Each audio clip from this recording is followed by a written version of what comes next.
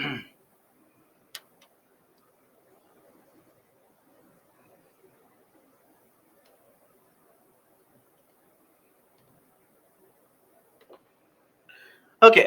good morning everyone.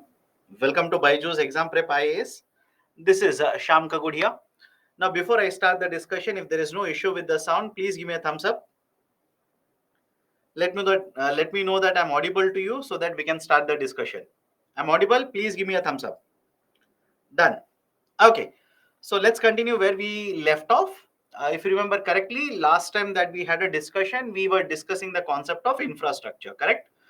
We discussed the concept of power infrastructure in India, that is electricity, where it is produced, right? Through what sources the electricity is produced, how it is supplied, whether only the government is allowed, that is public sector is allowed, along with the public sector, whether private sector is allowed in production, distribution, etc.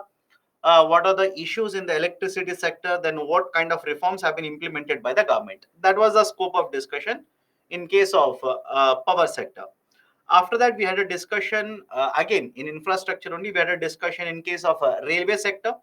In railways, what we have discussed, right? Basically, railways is a part of the government of India, right? Part of government of India. It is a ministerial undertaking. Then we have basically two components in the railways. One is a passenger segment. Second one is the freight segment. Freight is basically movement of goods across the various parts of India. Then what is the situation of Indian railways, right? What are the issues, what are the problems in case of Indian railways? Then what kind of reforms have been implemented by the government in order to address the issue of Indian railways? After that, we were supposed to start with the roads sector. That is what we are going to start now. Done? All of you remember this now? There was a gap of 2 weeks. I hope you are revising Indian economy. None of you have stopped revising. I hope you people are revising, and you're also reading current affairs very carefully. Now, let me start with the discussion now. We are supposed to start with the roads sector. Now, first and foremost, I hope all of you know what is the meaning of the term road. Right? Is there anybody in the classroom who says, "Sir, what do you mean by road?" Road is a type of a right infrastructure that is used for the movement of goods across India. Now, in case of roads, please remember this: India has one of one of the largest network of road in the global market. I'll repeat the point here. India has one of the largest network. Largest network simply means the length of road network in case of India, it's very, very high. How much? Let me show a picture to you. Please have a look at it. Do not by heart the number. Do not by heart the number. If you ask me, sir, why should I not by heart the number? I hope you understand the point here. Every day, government of India, either through PPP or through, let's say, its own PWD department, it is constructing road network. So it's not that the length of road network will remain constant in India or stagnant in India. Over a period of time, the length of road network will keep on increasing. But right, as of the latest data given by the government, the total length of road network is more than 63 lakh kilometers. Please make observations. Do not by heart. Make observations. The length of road network in case of India is more than 63 lakh kilometers. Now, who is responsible for construction of roadways in India? Remember this, at the central level, we have Ministry of Road Transport, Ministry of Road Transport and Highways. Is it okay? I'm pretty sure all of you heard of this ministry. Ministry of Road Transport and Highways. Mr. Nitin Gadkari is the minister now. MORTH, Ministry of Road Transport and Highways. MORTH. But it's not just that. The ministry only will construct the road network in case of India. The ministry will use government agencies. For example, you must have heard of PWD. Please do let me know. All of you heard of PWD? Public Works Department. PWD simply stands for Public Works Department. So either through government agencies such as PWD, National Highways Authority of India, or even through private sector, companies, the road construction is done in India. So this is right another very important point. Third very important point. If you have more than 63 lakh kilometer length of road network, How much of it is national highways? How much of it is state highways? How much of it is basically the local roads? What do you mean by local roads? The roads which are there within the cities, that is municipality roads. The roads which are there in the villages. You must have heard of Pradhan Mantri Grama Sadak Yojana, PMGSY, under which basically the roads in the villages are constructed. So there are various other types of roads. Please make an observation now. Out of more than 63 lakh kilometer length of road network, right, basically the other roads account for more than 95%. I'll repeat it and by heart this number. Please by heart this number. Out of more than 63 lakh kilometer length of road networks in India, most of it is other roads. Other roads, basically the roads within the cities, the roads in the villages, roads constructed by the municipalities, etc. And how much of it is a state highway? State highways account for 2.6%. National highways account for 2.2%. That is hardly around 5% is state highway plus national highway. This is a concern. Please remember, this is a concern. Why? Why is this a concern? If you remember correctly, the last session that we had a discussion, I said there are different modes of transportation that is used in India for movement of goods, for movement of raw material, for movement of passengers, etc. We have road network, we have railways, we have waterways. But in case of India, most of the transportation, somewhere around 60% plus of transportation, it is done using roads. Now please think of it, between the highways and let's say any local roads, which one of these two do you think is mostly used for transportation? Please think and start participating. I know it's a gap of 2 weeks, but I want you people to participate. Between highways and let's say local roads, that is the city roads, the roads in villages, etc. Which one do you think is mostly used for transportation in India? All of you will agree when I say it will be the highways which will be mostly used for transportation. Some of you are saying, sir, roads are used. I do agree. Between airways, waterways, right, railways and roadways, mostly is done through roadways. But within roads also, there are different types of roads. Local roads are there, state highways are there, national highways are there, city roads are there. So which one do you think is mostly used for transportation? It has to be highways. So most of the transportation is done through highways. But out of the total road network, how much is actually accounted by highways? Hardly around 5% is accounted for highways in India. So don't you think in order to increase the efficiency of transportation, we need to construct more and more highways in India? All of you are okay with this argument? If anybody has a problem, please do let me know. In order to increase the efficiency means what? I'll give a very simple example. Please think of it. And after that, I'll ask you a question. Okay. Imagine example one. In example one, right, let's say there is a national highway with only 2 lanes. This lane, you'll have to travel this way. And this lane, you'll have to travel this way. Right? One way, one way. And in example 2, rather than 2 lanes, imagine the national highway has 6 lanes. Have you come across these examples? Instead of 2 lanes, what if the national highway has 6 lanes? Sir, any example? The best example in recent current affairs is Bangalore-Mysore Expressway. Right, another example is Delhi-Mumbai Expressway. Now, please think of it. Example 1 and example 2. If road transportation is used, where do you think time taken for transportation will be lesser? Where do you think, in absence of tolls, the fuel consumption would be lesser? Don't you think it will be example 2? All of you okay with this? It will be example 2. Even now, if you are confused, please read about Delhi-Mumbai Expressway. Please read about it. Delhi-Mumbai Expressway. One of the very important features of Delhi-Mumbai Expressway is that these are two industrial towns and the expressway runs across multiple states, connecting multiple industrial cities. And one of the advantages of this expressway is that is basically the time taken for transportation, because the multiple lanes are there, time taken will come down. Because we are going to cover a larger distance on day-to-day basis, time taken is lesser, fuel consumption will also become lesser. That is the precise reason, right? The example 2 is a better mode of a transportation within roadways. So I hope you understand now.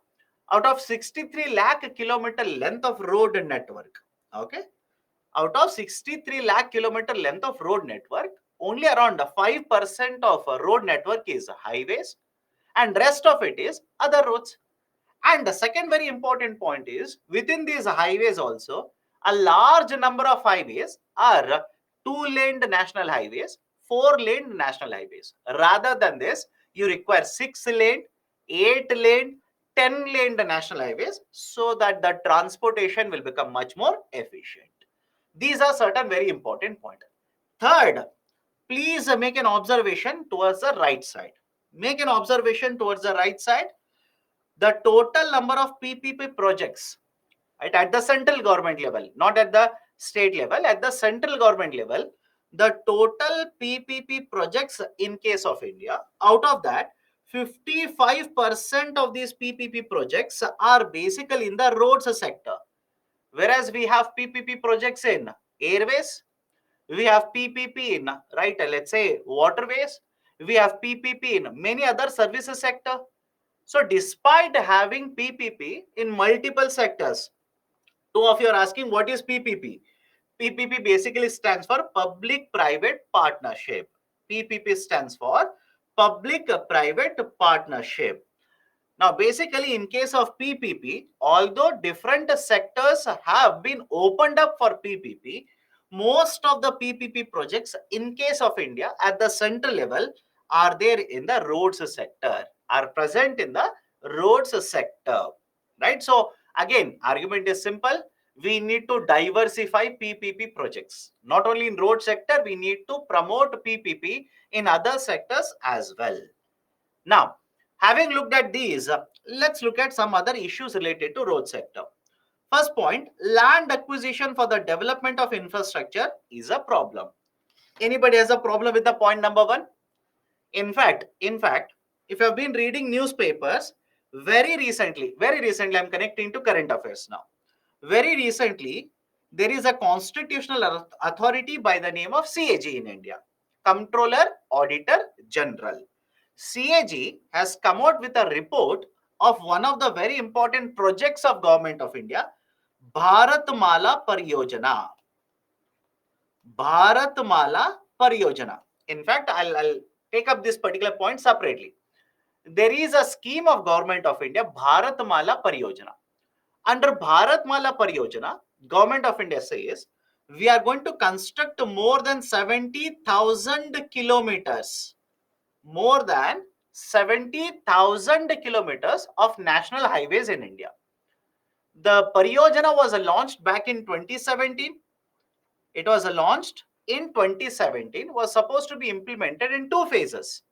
First phase was supposed to be implemented from 2017 to 2022, and second phase was supposed to be implemented after 2022.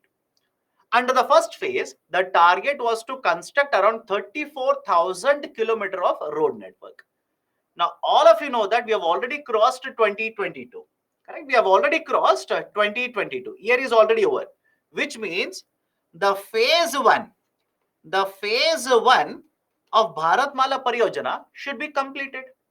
It is yet to be completed. It is not completed. Why? Comptroller Auditor General says that one of the issues that is holding back Bharatmala Pariyojana initiative is land acquisition. Anybody has a problem with what I've discussed? Please do let me know.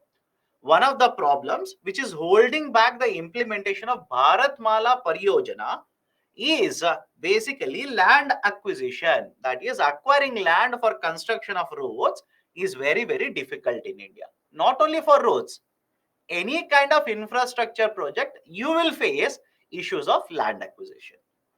Second point, out of the total length of road networks, only 2% is national highways.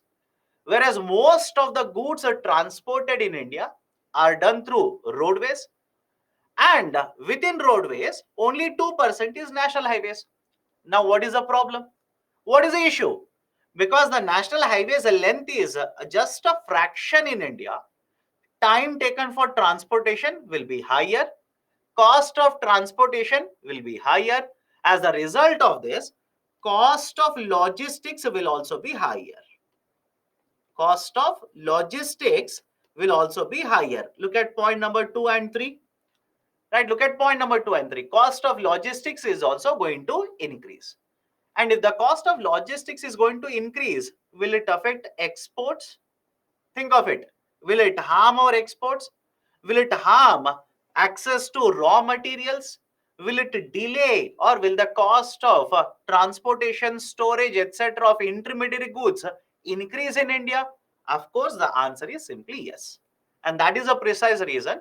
If you have been reading regarding Government of India's announcement, one of the targets that that set up is basically to reduce the cost of logistics.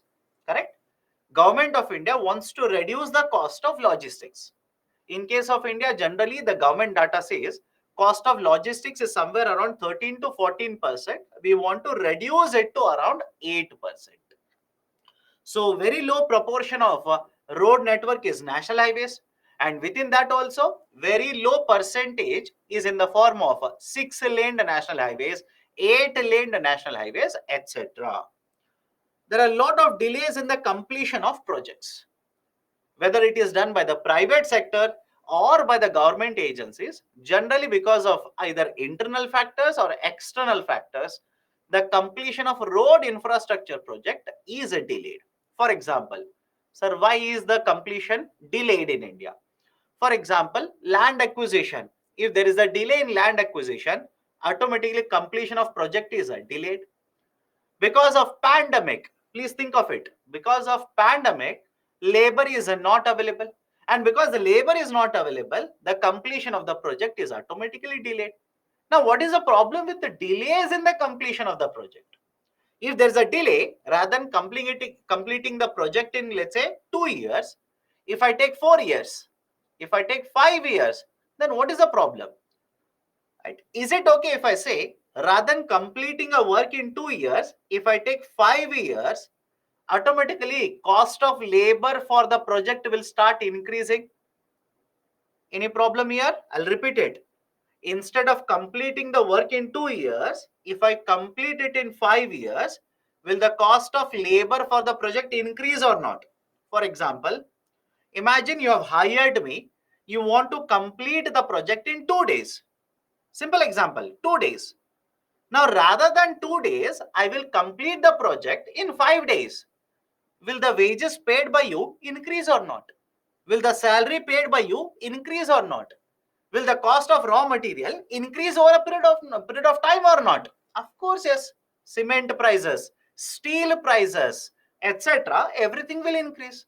And as a result of this, delays in the completion of the project will also mean cost for the completion of the project will also be higher. And last point, in case of road network, in case of India, is most of the logistics sector in India, most of the logistics sector in India is unorganized. Unorganized simply means where the manufacturers or the suppliers are very, very small units, very, very small units. They will have very low number of investments. They will have very low number of employees.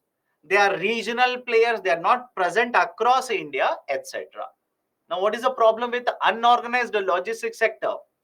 Imagine you set up a manufacturing unit in India. Okay, you have set up in, let's say, Tamil Nadu, or you have set up in Gurugram. You have set up a manufacturing unit in Noida.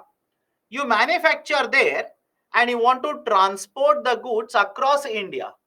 So in this particular context, you should prefer, I'm not asking you, I'm telling you, you should prefer, a manufacturer should prefer A transportation company which has warehouses across India. A transportation or a warehousing company which has presence across India, which has a lot of trucks, which has a lot of laborers, so that transportation can be done smoothly, warehousing can be done smoothly, the cost point will also be right a considerable lower one for you. That is the reason lot of the logistics sector in case of India is unorganized. Very small players are present. Rather than smaller players, we should have larger players which will have a lot of workforce, which will have presence across India, which will have lot of transportation vehicles, so that logistics sector will be done very, very smoothly for you. So this is one more concern regarding the road sector, or let's say road or transportation sector in case of India. Done? Now, what reforms have been undertaken by the government? What measures have been undertaken by the government? Point number one, new models of investment have been promoted by the government. Do you remember HAM? Please do let me know. Do you remember HAM, hybrid annuity model? In fact, if you remember this, I said the road infrastructure, one of the very favorite models used by the government is hybrid annuity model. So government is promoting PPP, right? Government is promoting PPP using hybrid annuity model. Various steps have been undertaken by the government to reduce the cost of transportation. For example, goods and services tax. Please do let me know. All of remember the point how GST will reduce the cost of transportation. Let me see. Please do let me know. Do you remember how GST will reduce the cost of transportation? Those who are participating, please do let me know. Right? Because under GST, there is no check post concept. From one state to another state, goods can be moved much more easily without any stoppages, as a result of which time for transportation will come down and the cost of transportation will also come down. So GST will reduce the cost of transportation. What about FASTag? Have you heard of this? I'm pretty sure all of you have used FASTag. Either at one national highway or another national highway, you have used a FASTag. What is a FASTag? It is a type of technology. Government of India simply says, compared to earlier situation, now at the toll booth, you don't have to pay cash. Automatically, money will be deducted from your FASTag account. As a result of which, the time for passing through a toll will come down. The length of the queue, or the number of vehicles which are waiting for passing through toll, the length will come down, and time taken for transportation is going to come down. If the time taken will come down, automatically, right, the cost of transportation will come down. So FASTag has been implemented, right? GST has been implemented. Third one, logistics sector has been given infrastructure status. Logistics sector has been given infrastructure status. What do you mean by infrastructure status? Whenever anything is given infrastructure status, remember certain advantages will be given. They will give you certain advantages or benefits will be provided to you. In what way? Imagine, imagine you want to construct a home, you will go to a bank, you will take a loan, and that loan is called as a housing loan. The loan is called as housing loan. But on the other side, you want to develop infrastructure, right? Let's say manufacturing facility. You want to develop a warehouse. And if that is given infrastructure status, what is the advantage? Advantage is simple. Please think of it. Don't you think there will be certain types of institutions which will provide only long-term loans in the market? Let me see how many of you remember, right? All of this is discussed already. I'm not giving you anything new. All of this is discussed. I'll give you examples also. Don't you think there'll be certain types of the institutions, financial institutions in the market, which will provide loans for infrastructure, which will provide long-term loans, etc. Any example? I'll give you a current affairs example, which we have discussed. Do you remember NABFID? Let me know. Do you remember NABFID, National Bank for Financing Infrastructure Development? Now, do you think you can go to NABFID and take housing loan from NABFID? Think of it. Do you think you can go to NABFID and take a loan for purchasing a fridge for home? Do you think you can go to NABFID and purchase a car for home? Absolutely no. NABFID will provide loans only for infrastructure development. Now think of it. You are given infrastructure status. Does it not mean now you can take infrastructure loans for specialized institutions like this? All of you okay with this? You're given infrastructure status means now you can go to these kind of institutions and take infrastructure loans. So once infrastructure is provided or the status is provided, these kind of institutions will provide you loans. For example, NABFID, or for example, IIFC, in India Infrastructure Financing Company, right? Or even in the market, you can issue long-term instruments now. I repeat, you can issue long-term instruments. Why long-term instruments? Long-term instruments such as 15-year bonds, 20-year bonds, 12-year bonds. Why? What is the reason? For development of infrastructure, you would require long-term financing. That is the reason once you are provided infrastructure status, all these benefits will be provided to you. Done? So logistics sector has been given infrastructure status. Now, before I go forward, let me see how many of you have revised. Any other example where infrastructure status has been provided by the government, which we have discussed in the classroom? Let me see. Right? Let me know any other example that we have discussed. I have told you where infrastructure status is given by the government. Do you remember cold storage chain infrastructure? Let me know. Cold storage chain infrastructure or cold chain infrastructure. Sir, where you have discussed this? We have discussed this under agriculture sector. And there is one point there. Please check PPT. I've written the point saying that the cold chain infrastructure or cold chain has been given infrastructure status by Government of India. Now I hope you understand what is the benefit, what is the advantage if infrastructure status is given by the government. Okay. Next point, new logistics division also has been set up. What is the importance of logistics division? Basic argument is earlier, that is before 2017, there was no separate department under the Government of India to focus only on the logistics sector. I'll repeat the statement. Understand the importance of it.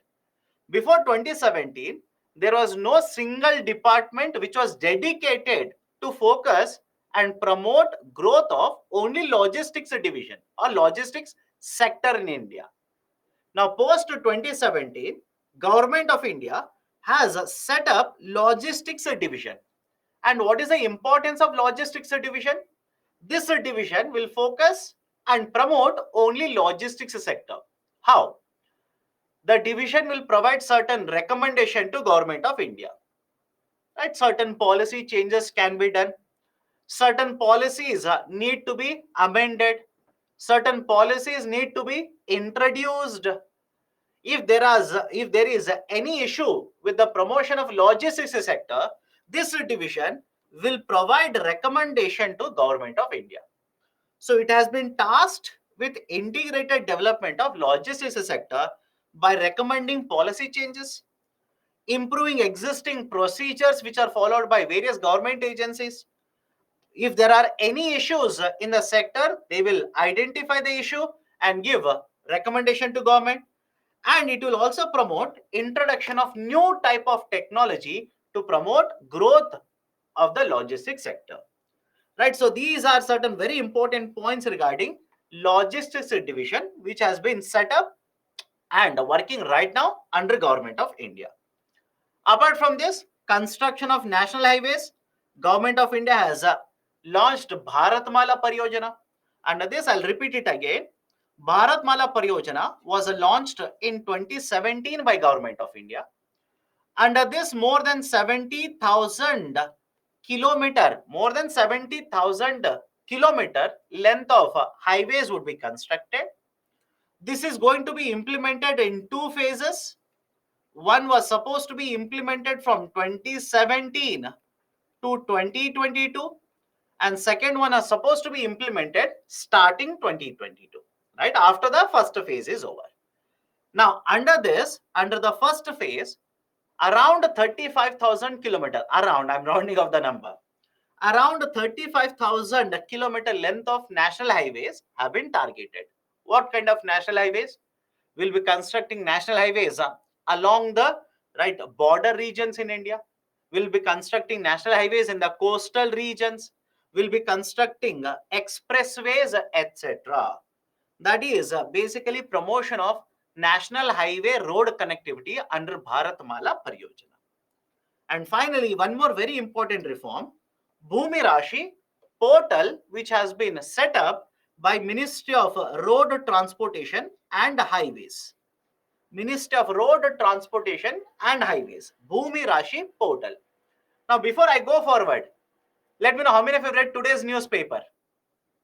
Specifically, I'm talking about Indian Express. Let me know how many of you have read today's newspaper. I'm talking about Indian Express. Why? There is a very nice article, important article by the way. That is, right, UPAG. There is one new portal which has been set up, by the government yesterday itself. UPAG, that is basically going to pull in lot of information in the agriculture sector. One-stop solution for agriculture sector data. Right? If you have not read it, please check it online. Please read that article. Now come back to the point here. The Ministry of Road Transportation and Highways has set up a Bhumi Rashi portal. Now, what is the importance of Bhumi Rashi portal? I'll give you two examples, then I'll ask you a question. I'll give you two examples. Okay, follow the discussion. Example 1, example 2. In example 1, imagine you are the minister. You want to construct a national highway. Now, in order to construct national highway, first you will create a file for this. A document will be created. Now you will send this document to one ministry, let's say Ministry of Finance. You will get the approval from Ministry of Finance.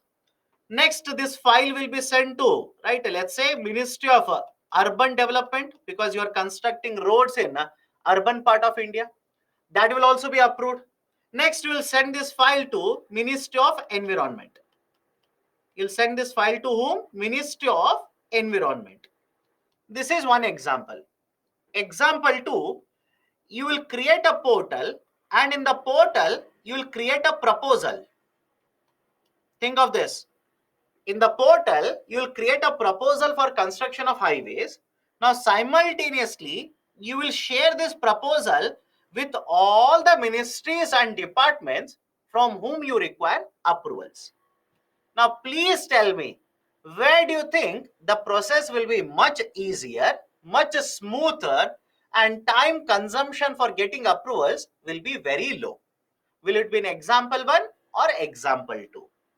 All of you will agree it is example 2?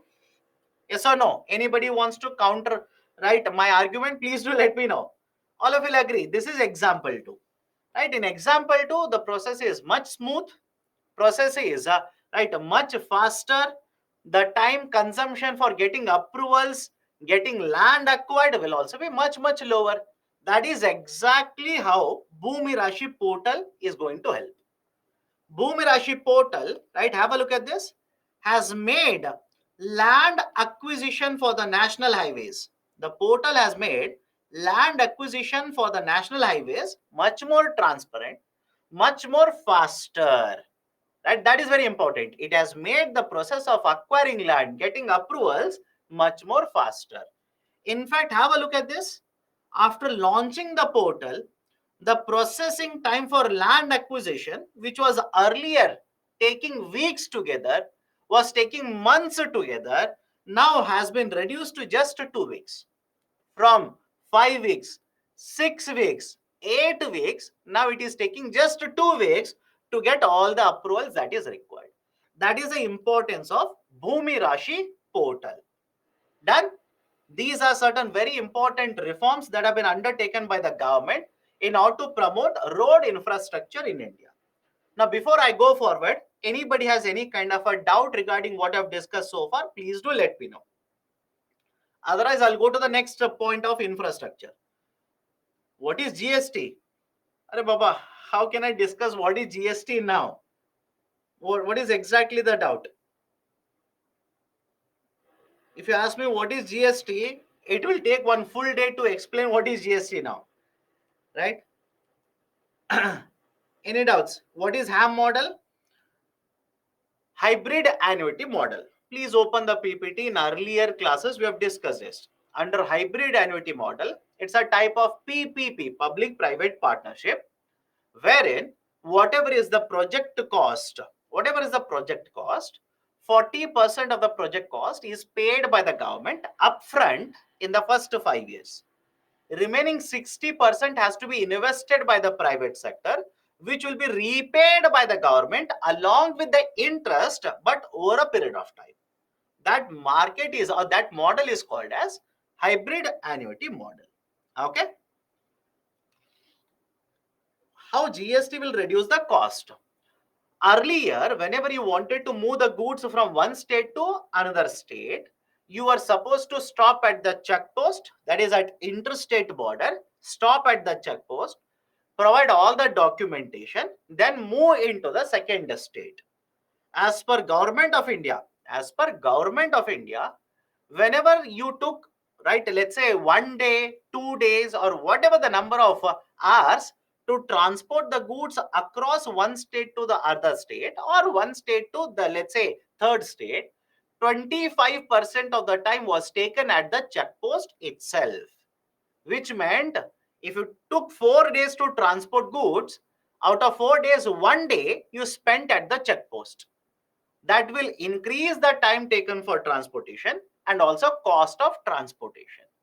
Now, with introduction of GST, you don't have to stop at the check post. You can move from one state to another state very easily without any stoppages at the check post in the interstate border. That has happened because of GST. Now, if you're not going to stop at the interstate border, time taken for transportation will come down. Automatically, cost of transportation will also come down. Okay, and that is how GST will help, right? Logistics sector, that is how GST will help in reducing the cost of transportation. Is Vibrant Village program part of infrastructure? Not necessarily. Vibrant Village is a separate initiative for promotion of rural development.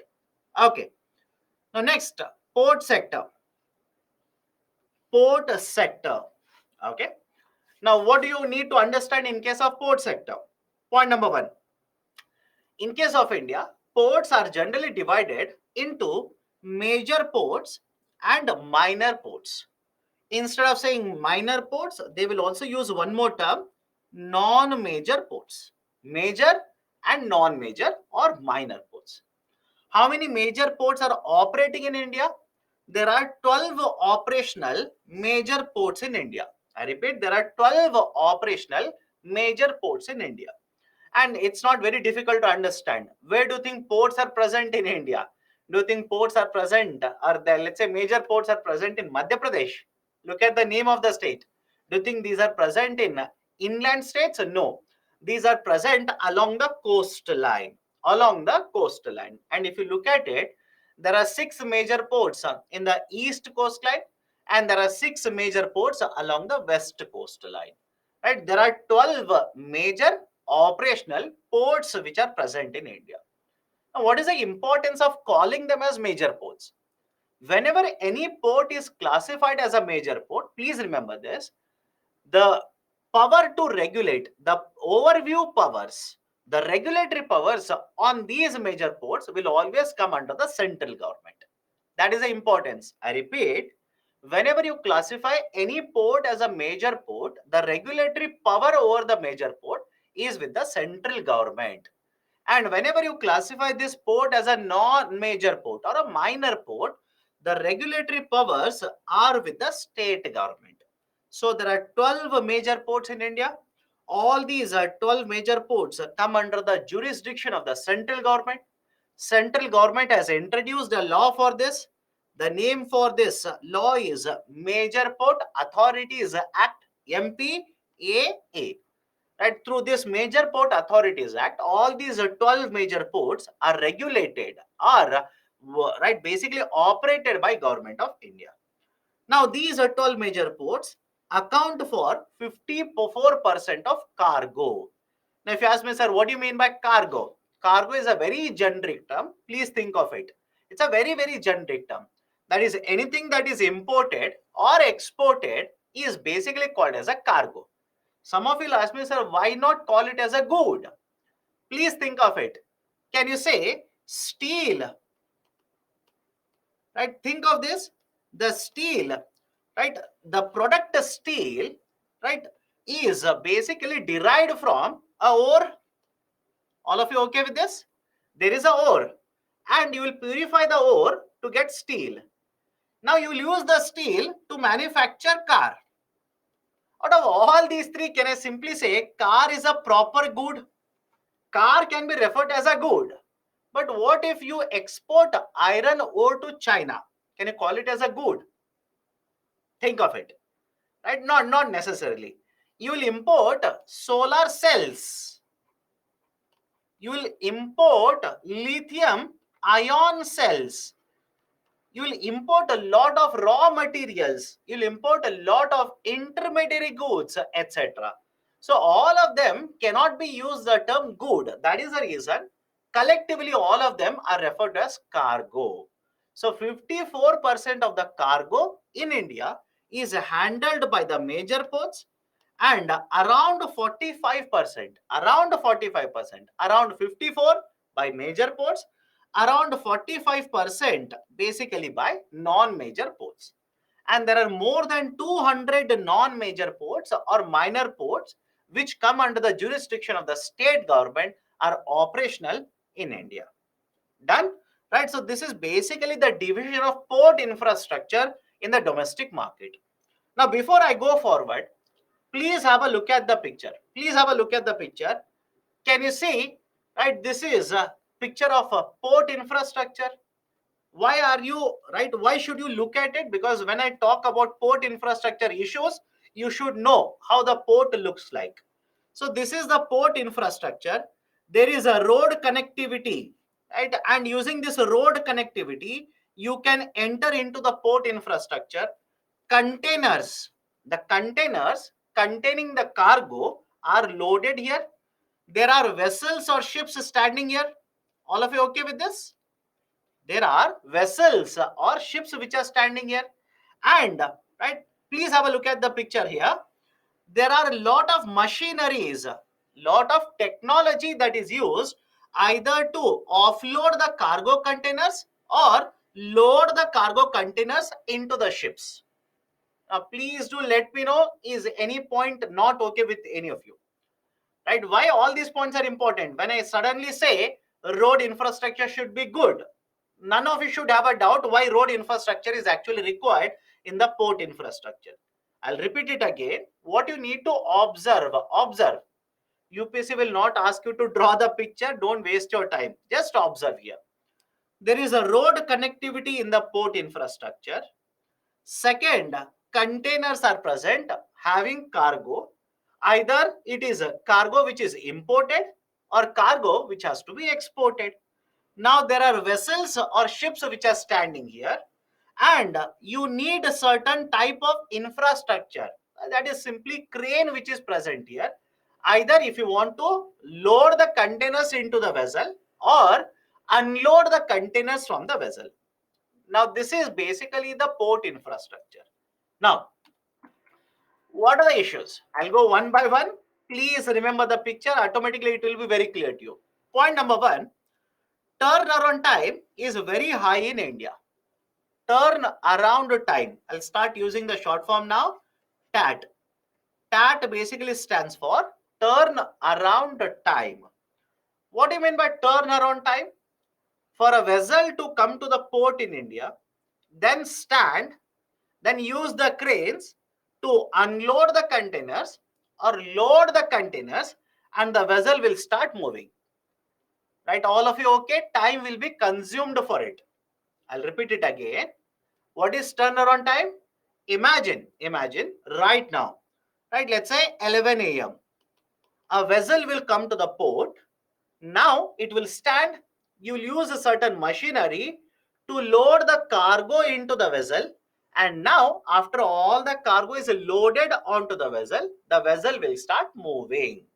And let's say hypothetically, all of this will happen and the vessel will start moving towards, let's say, USA or let's say UK, whatever country it is. It will start moving at 3 p.m. today itself. Can I say turn around time in this example is 4 hours? Let me know. Can I say turn around time in this example is 4 hours? Everybody is okay with this? Anybody has a problem? Please do let me know. What is turnaround time? How much time is taken for arrival of the container, arrival of the vessel and the departure of the vessel? Right? Because between arrival and departure, either you will load the containers or you will unload the containers. Please think of it. What if the technology that I'm using to load containers is very old technology, or the cranes that I'm using are very old cranes? The number of cranes which are available are limited, as a result of which it will take more time for the vessel which is waiting to come to the port and depart from the port. Can I say because of all of this, turnaround time could start increasing in India? All of you okay with this? Because of all of these examples that I gave you just now, can the turnaround time start to increase? From 3 hours, it could take 6 hours. From 6, it could take 1 day. From 1 day, it could take 2 days also. That is the problem with having turnaround time. Whenever turnaround time is very high, it is more, it simply means it is taking more time for us to import the goods into India or export the cargo from India. Now, please do let me know, is it okay if I say, if TAT is higher, cost of transportation, that is import and export, automatically will be higher? I'll repeat the statement. If the TAT is higher, turnaround time is higher, the cost of exports, cost of imports will automatically become higher. Anybody has a doubt with this? Right? So turnaround time in case of India is very high. How high? The turnaround time in case of India, as per the latest data given by the government, is somewhere around 2.25 days. 2.25 days on an average. Please remember this. I'm not saying every port is taking 2.25 days. I'm saying on an average in India, it is 2.25 days. There are certain ports which will take TAT of 1 day. There are certain ports which will take a TAT of 3 days also. On an average, it is 2.25. What is the global average? The global average of TAT is 0.97 days. That is approximately 1 day. So compared to the global experience, or let's say performance of TAT in the global market, India's TAT is slightly higher. We need to reduce the TAT. Second, port infrastructure. What is the issue with the port infrastructure? Imagine there is a road which is connecting a particular port. Right? Let's say this is a port and a road connects this particular port. What if the road, that is the number of lanes which are present, are lesser, number of vehicles which are there on the road are very high? Let me know. Number of lanes are comparatively lesser compared to what? Compared to number of vehicles which are entering the port, which are exiting the port. Now, please tell me, as a result of this, will the time taken for transporting containers into the port and out of the port, will it increase or not? Will it be higher or not? Of course, yes. Right? What about the machinery which will be used within the port to load the container, to remove the containers? Right? So machinery is old. The road connectivity is right inferior in India. We need to improve the road connectivity.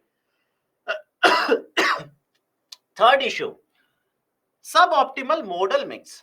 Suboptimal modal mix. Modal means what? the type of transportation, mode of a transportation.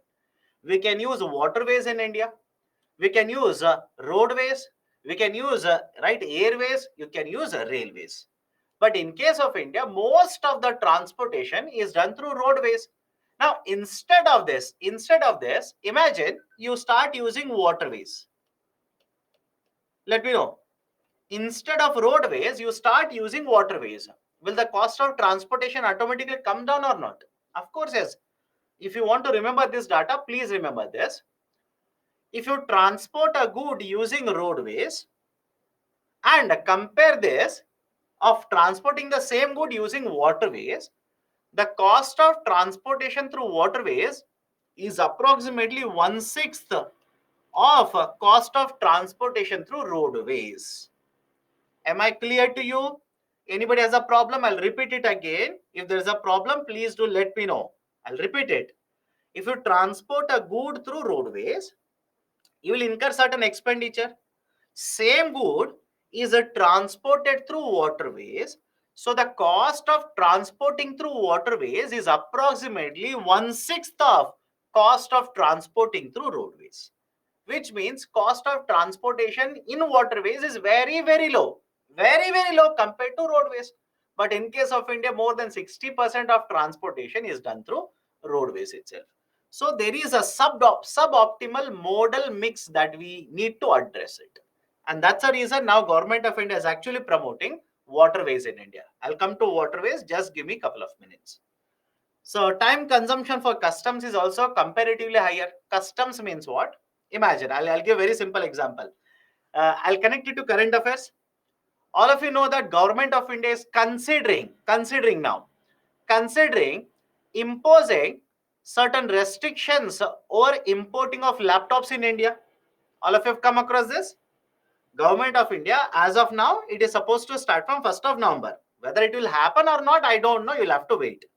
So from 1st of November, if you want to import a laptop, if you want to import a personal computer, you'll have to take approvals, license from the Government of India first. What does it also mean? When the laptop is imported, imagine it is there in this container. Let me take that picture. Imagine that laptop is there in this container, the blue color container which is present here. If you have imported it, can you directly enter into the port, take the container and move out of the port? Will it be allowed? No, it will not be allowed.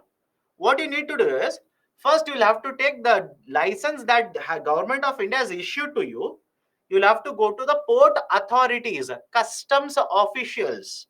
You'll have to go to the customs officials, submit all the documentation, then the customs officials will allow you to import it into India. Right? So how much is the time taken for getting all of this approval? Right? That is also longer in India. Right? That is one more concern. Time taken for customs clearances is slightly higher in India. And the ports are present in the coastal regions. We need to have proper connectivity either through waterways or through railways or through national highways to other industrial regions as well.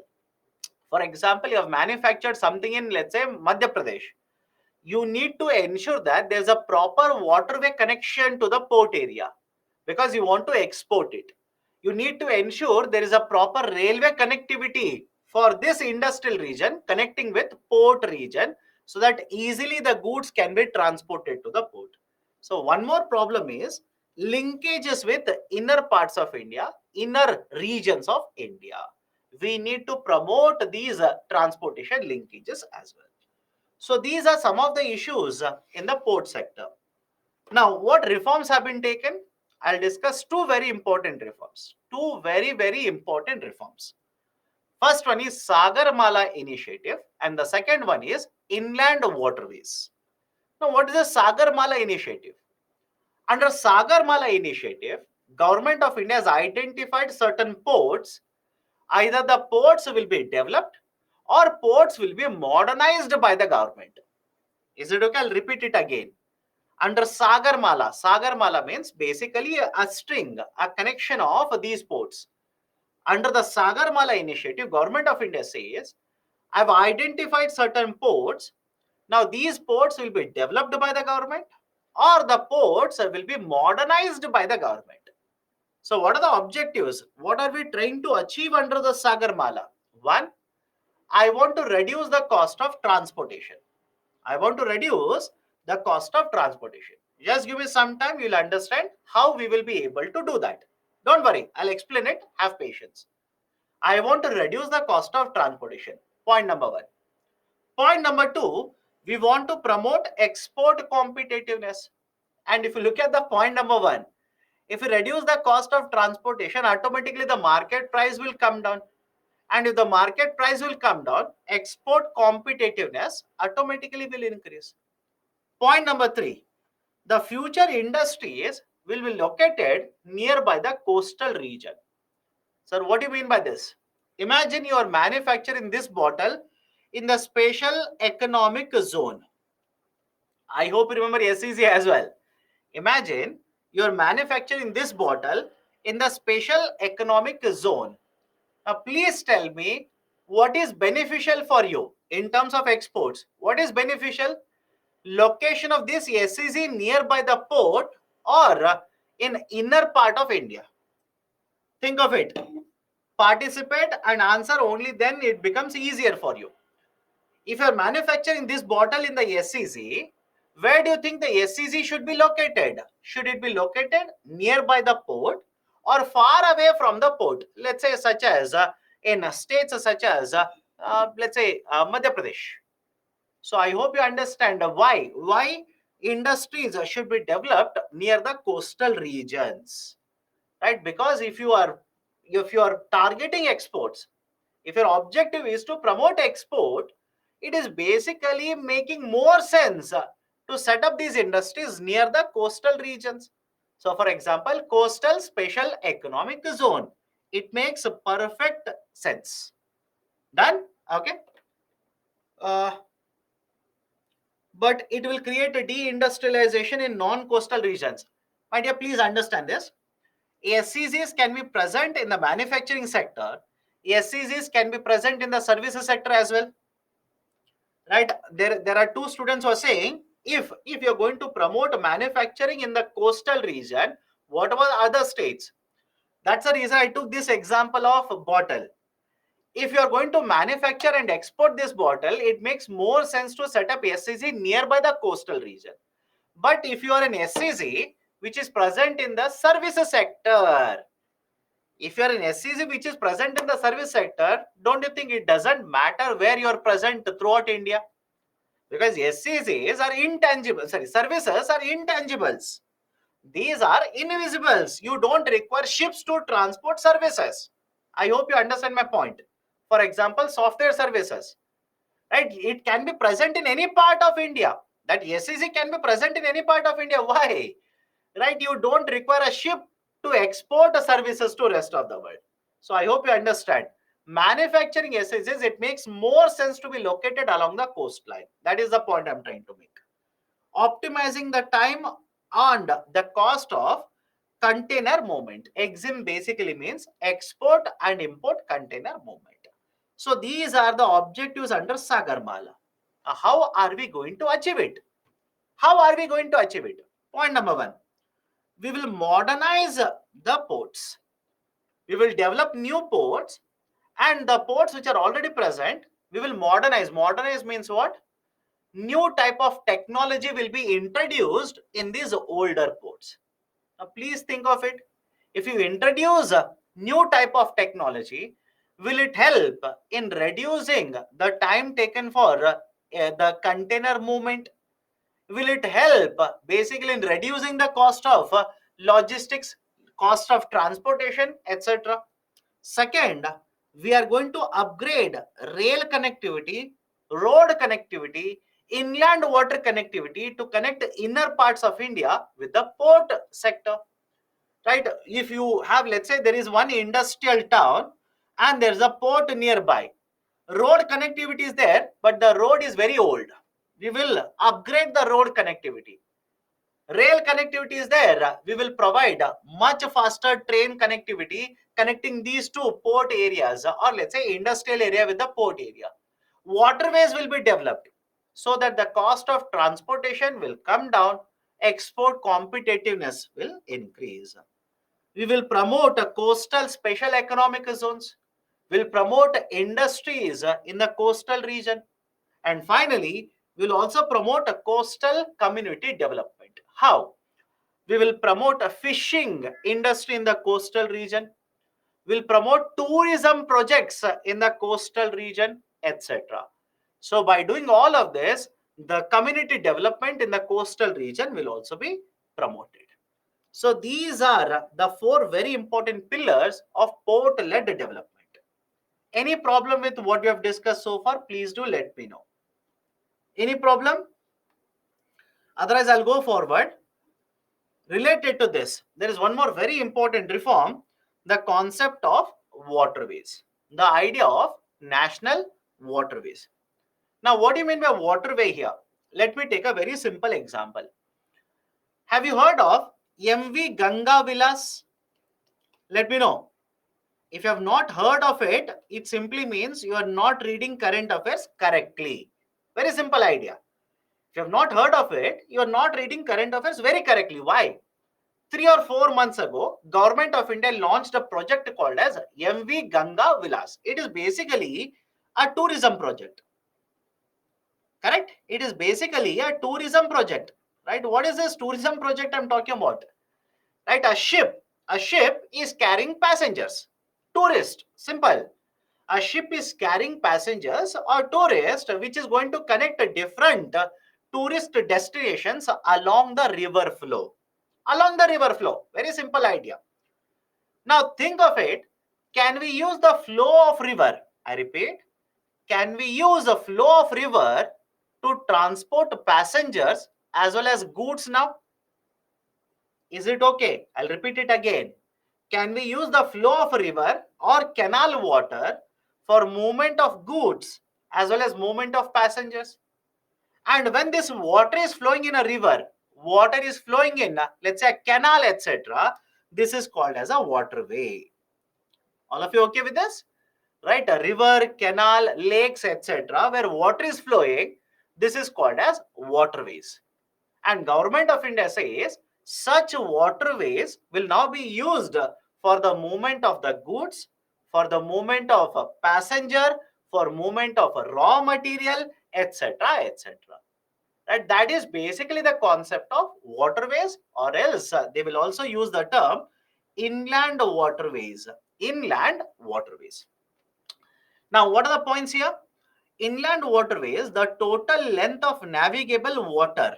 Right? Navigable water means what is the total length of canal water plus river water which can be used for transportation of goods, passengers, or other material in India.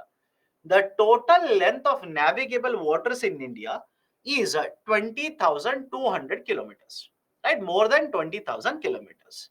Some of you will look at the number and say that's very, very high. But if you make a comparison, it's very, very low. For example, China. In China, the total length of navigable water is more than 1 lakh kilometer. I'll repeat the point. In China, the total length of navigable rivers is more than 1 lakh kilometers. In India, it is more than 20,000 kilometers. Now, government now has declared 111 waterways as national waterways.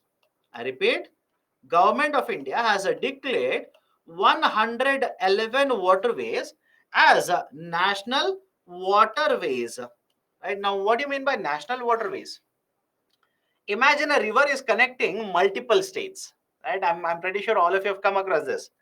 A river is connecting state A, B, and C. Let's say a river is flowing like this. Government of India will declare this waterway as a national waterway. Meaning what? Henceforth, it is the Government of India which will use, develop, promote this waterway for movement of goods, services, or right, let's say even passengers. All of you okay with this? What is the meaning of national waterway? A river water is there or a canal water is there. Government of India will declare this waterway as a national waterway, which means now government of India will be the authority, will have the power to regulate the flow of waterways, to basically promote transportation routes, develop routes, maintain routes along these waterways. That is the reason 111 waterways in India have been declared as national waterways. And Government of India also set up one authority, Inland Waterways Authority of India. Inland Waterways Authority of India. IWAI, Inland Waterways Authority of India. IWAI. It is this IWAI which is responsible, which has a responsibility to promote the growth, development, maintenance of these 111 waterways. So inland waterways are better compared to other modes of transportation, compared to, let's say, road, compared to railways. Inland waterways are much, much better. Now, what are the advantages, benefits of waterways? Comparatively, these are very efficient. The cost of transportation will be lower. Emissions caused will also be very, very less. Emissions caused will also be very, very less. Second, lot of job opportunities will be created. How so? If, let's say, vessels are going to be operated, ships are going to be operated, it will create a lot of job opportunities. If, let's say, there are, right, let's say there are two cities, industrial cities, which are present, and a waterway will be developed. Now goods have to be transported, warehousing has to be constructed here, warehousing has to be constructed here also. That will also create a lot of employment. So job opportunities, employment opportunities will also be created with these inland waterways. Third, tourism projects can be promoted. Best example is MV Ganga Vilas. Tourism, right? Tourism projects can also be promoted using inland waterways. Next, land acquisition problem will not be present here. Why? These are waterways. Waterways will come under automatically under the government. So there is no question of facing issues of land acquisition. So these are some of the very important advantages associated with inland waterways as a mode of a transportation. Having said so, are there any concerns? Are there any problems related to inland waterways? First problem is, I'm pretty sure all of you know this by now, all the rivers in India will not have water throughout the year. Am I okay with this? Right, you'll come across a term in geography, you'll come across the term perennial, non-perennial rivers. Himalayan rivers will have water throughout the year, whereas come down to southern part of India, the southern rivers do not have a same level of water flow, or in many cases, water levels are dropped to a very low level in southern rivers. So throughout the year, you do not have the same amount of water flow, which means some of the vessels will find it very difficult for transportation purposes in southern rivers compared to northern rivers. That is one problem. Second problem, in geography you'll come across this. Whenever river will flow like this, it will carry particles from a higher level and will deposit in lower regions. Correct? Let me know. Am I correct or not? Right? I'm pretty sure geography is over for you. And northern plains, etc., etc. Alluvial plains in India. Why alluvial plains? The soil in northern part of India is so fertile, etc. You'll come across all of it. So when river will flow like this, it will carry particles at a higher level, transport it, deposit at another level. Now what if, imagine this is a river, right? Sand particle, soil particle, or let's say pebbles will be carried at another level and will be deposited here. As a result of this, can I say the width of the width of the river might come down, or the depth of the channel might come down. All of you okay with this? Think of it. Because of this, the width of the channel might become narrow, or the depth of the channel might become smaller. And don't you think that will create problems for the movement of containers, movement of, right, vessels? Some of the vessels might get stuck up in the soil there.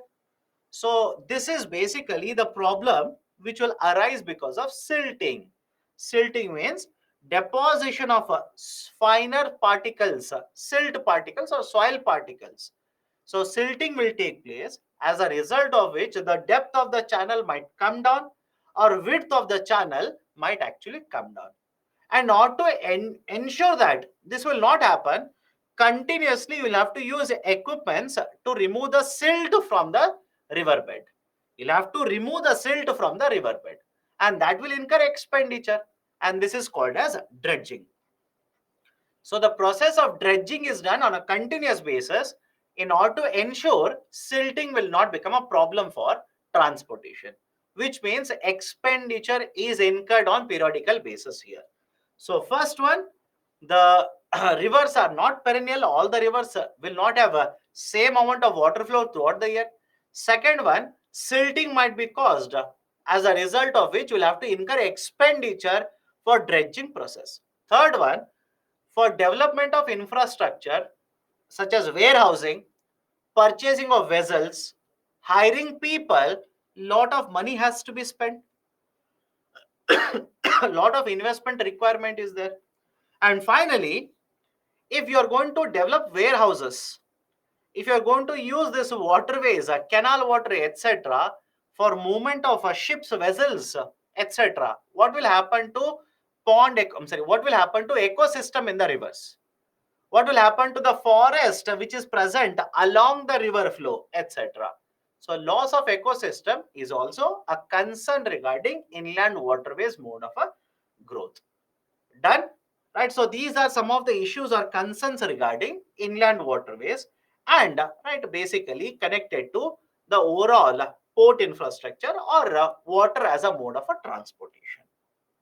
Can we go forward now? Any concern? Any problem with what I've discussed? Can pollution also be a concern? Please understand, when you make a comparison, right now, more than 60% of transportation is done through road network, correct? More than 60%, and somewhere around 30% will come from the railways, and less than 10% through waterways. Now the problem is, when you use a road mode of a transportation, already emissions are very high. Emissions, pollution caused because of a road mode of a transportation is already very high. Now, if you make a comparison between road and waterways,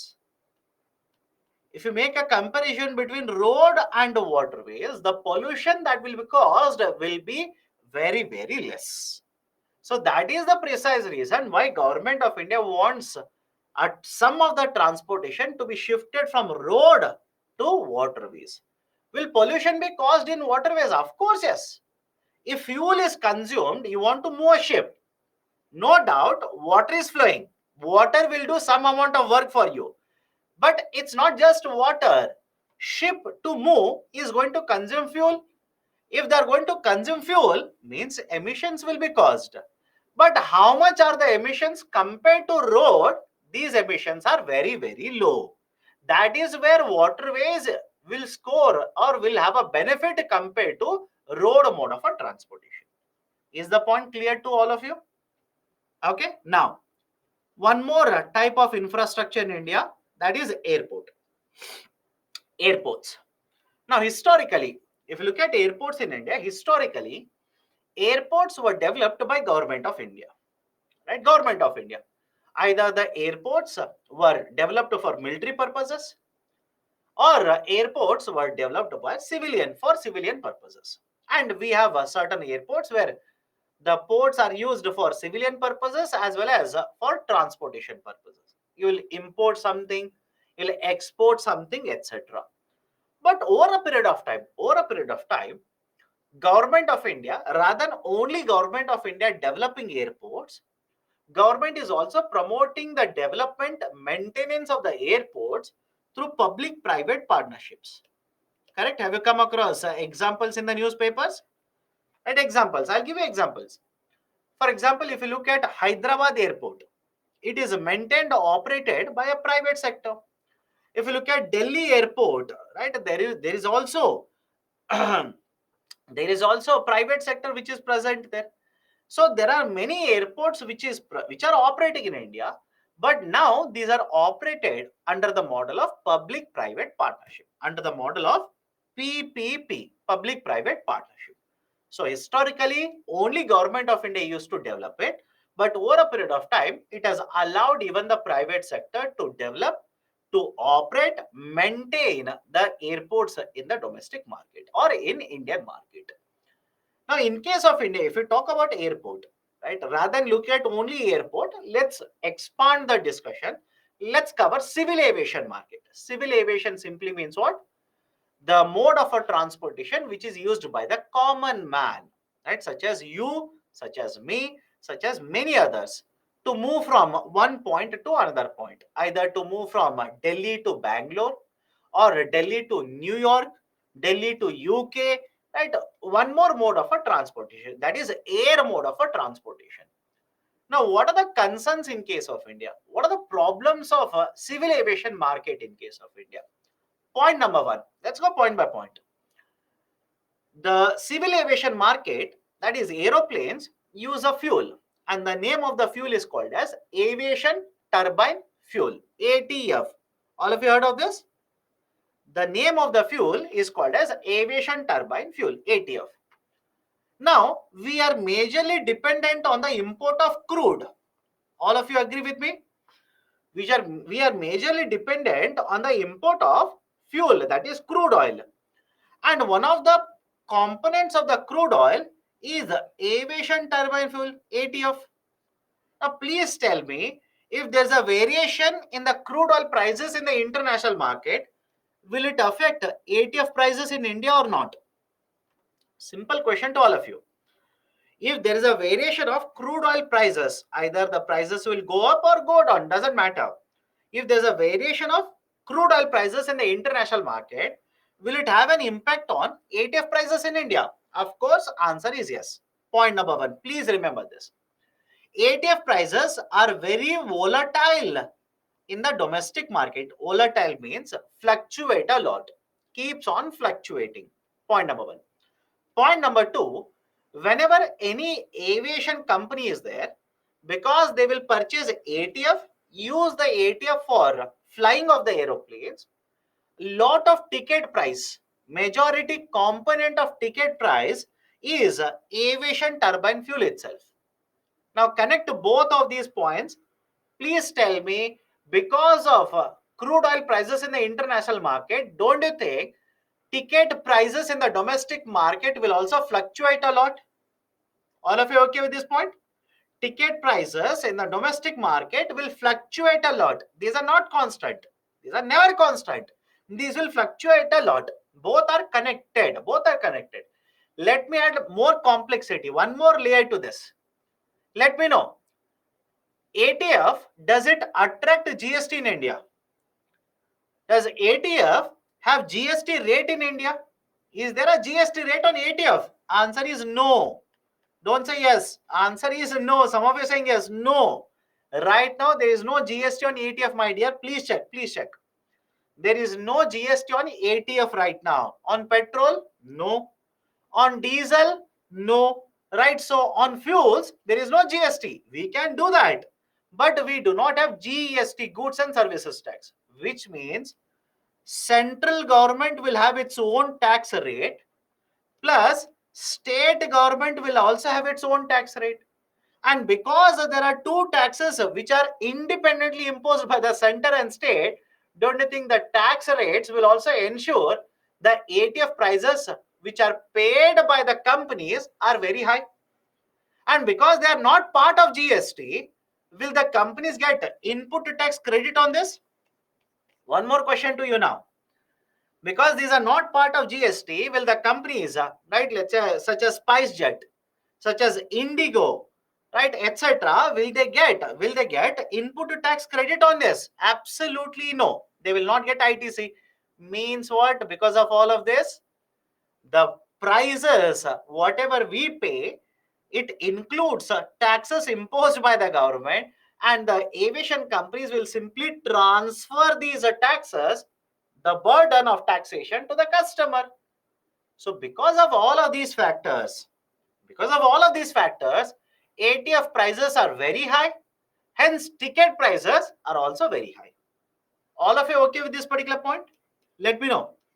Because of all of this, ATF prices are very high, ticket prices are also very high. Now, if the ticket prices are very high, do you think every population or everybody in India can afford ticket prices? Think of it. Can everybody afford ticket prices? Absolutely no. So traveling through civil aviation market is very costly in India. Very, very costly in India. And I'll tell you one more current affairs point. One more current affairs point. Please make observations, you'll understand it. Currently, right, that is now, the season is lot of tourism is going to take place in the next 2 to 3 weeks. All of you okay with this? Lot of traveling will happen in the next 2 to 3 weeks. Correct or not? Anybody is reading newspapers? Sir, how? Many of you ask me, sir, how? How lot of tourism is going to take place in the next 2 to 3 weeks? My dear, please check calendar. End of this month and beginning of next month. Don't you think continuously there is a lot of holidays?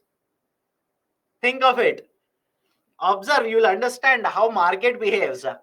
End of this month and starting point of next month, right? Are there a lot of holidays or not? Weekend plus holidays. Just make observation.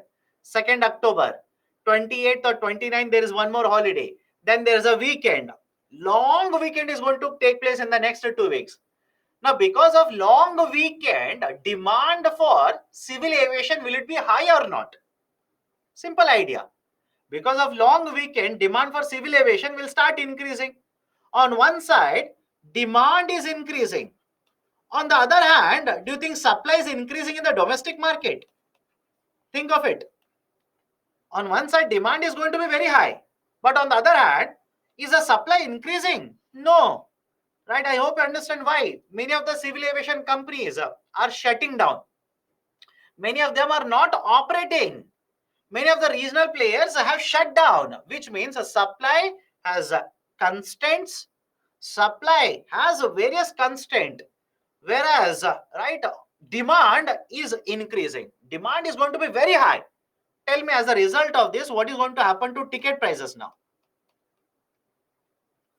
What is going to happen to ticket prices? Ticket prices will skyrocket. Ticket prices will start increasing. They have already increased. They will further increase in the next 2 weeks. If you don't trust me, read newspapers, check the ticket prices. Even today, you can check what is the ticket prices for 27th of this month, 28th of this month, 29th of this month. You'll be surprised to see ticket prices are slightly higher. All of you are okay with this point? All of you okay or not? Please do let me know. Right? Simple idea. Right? Demand is very high. Supply is not elastic here. Supply is not elastic. You cannot suddenly increase supply. You cannot purchase aeroplanes quickly like this. If you place a demand or if you place an order for aeroplanes today, those will be delivered after many, many months, many years in fact. So supply is very much inelastic here, but the demand is very much elastic. It will increase, decrease, increase, decrease like this, right? So air travel is very costly in India. ATF prices are very high in India. Airports are not present in all the cities. All the cities, airports are not present. Right? In those cities where airports are present, no company is providing services. I'll give you many examples.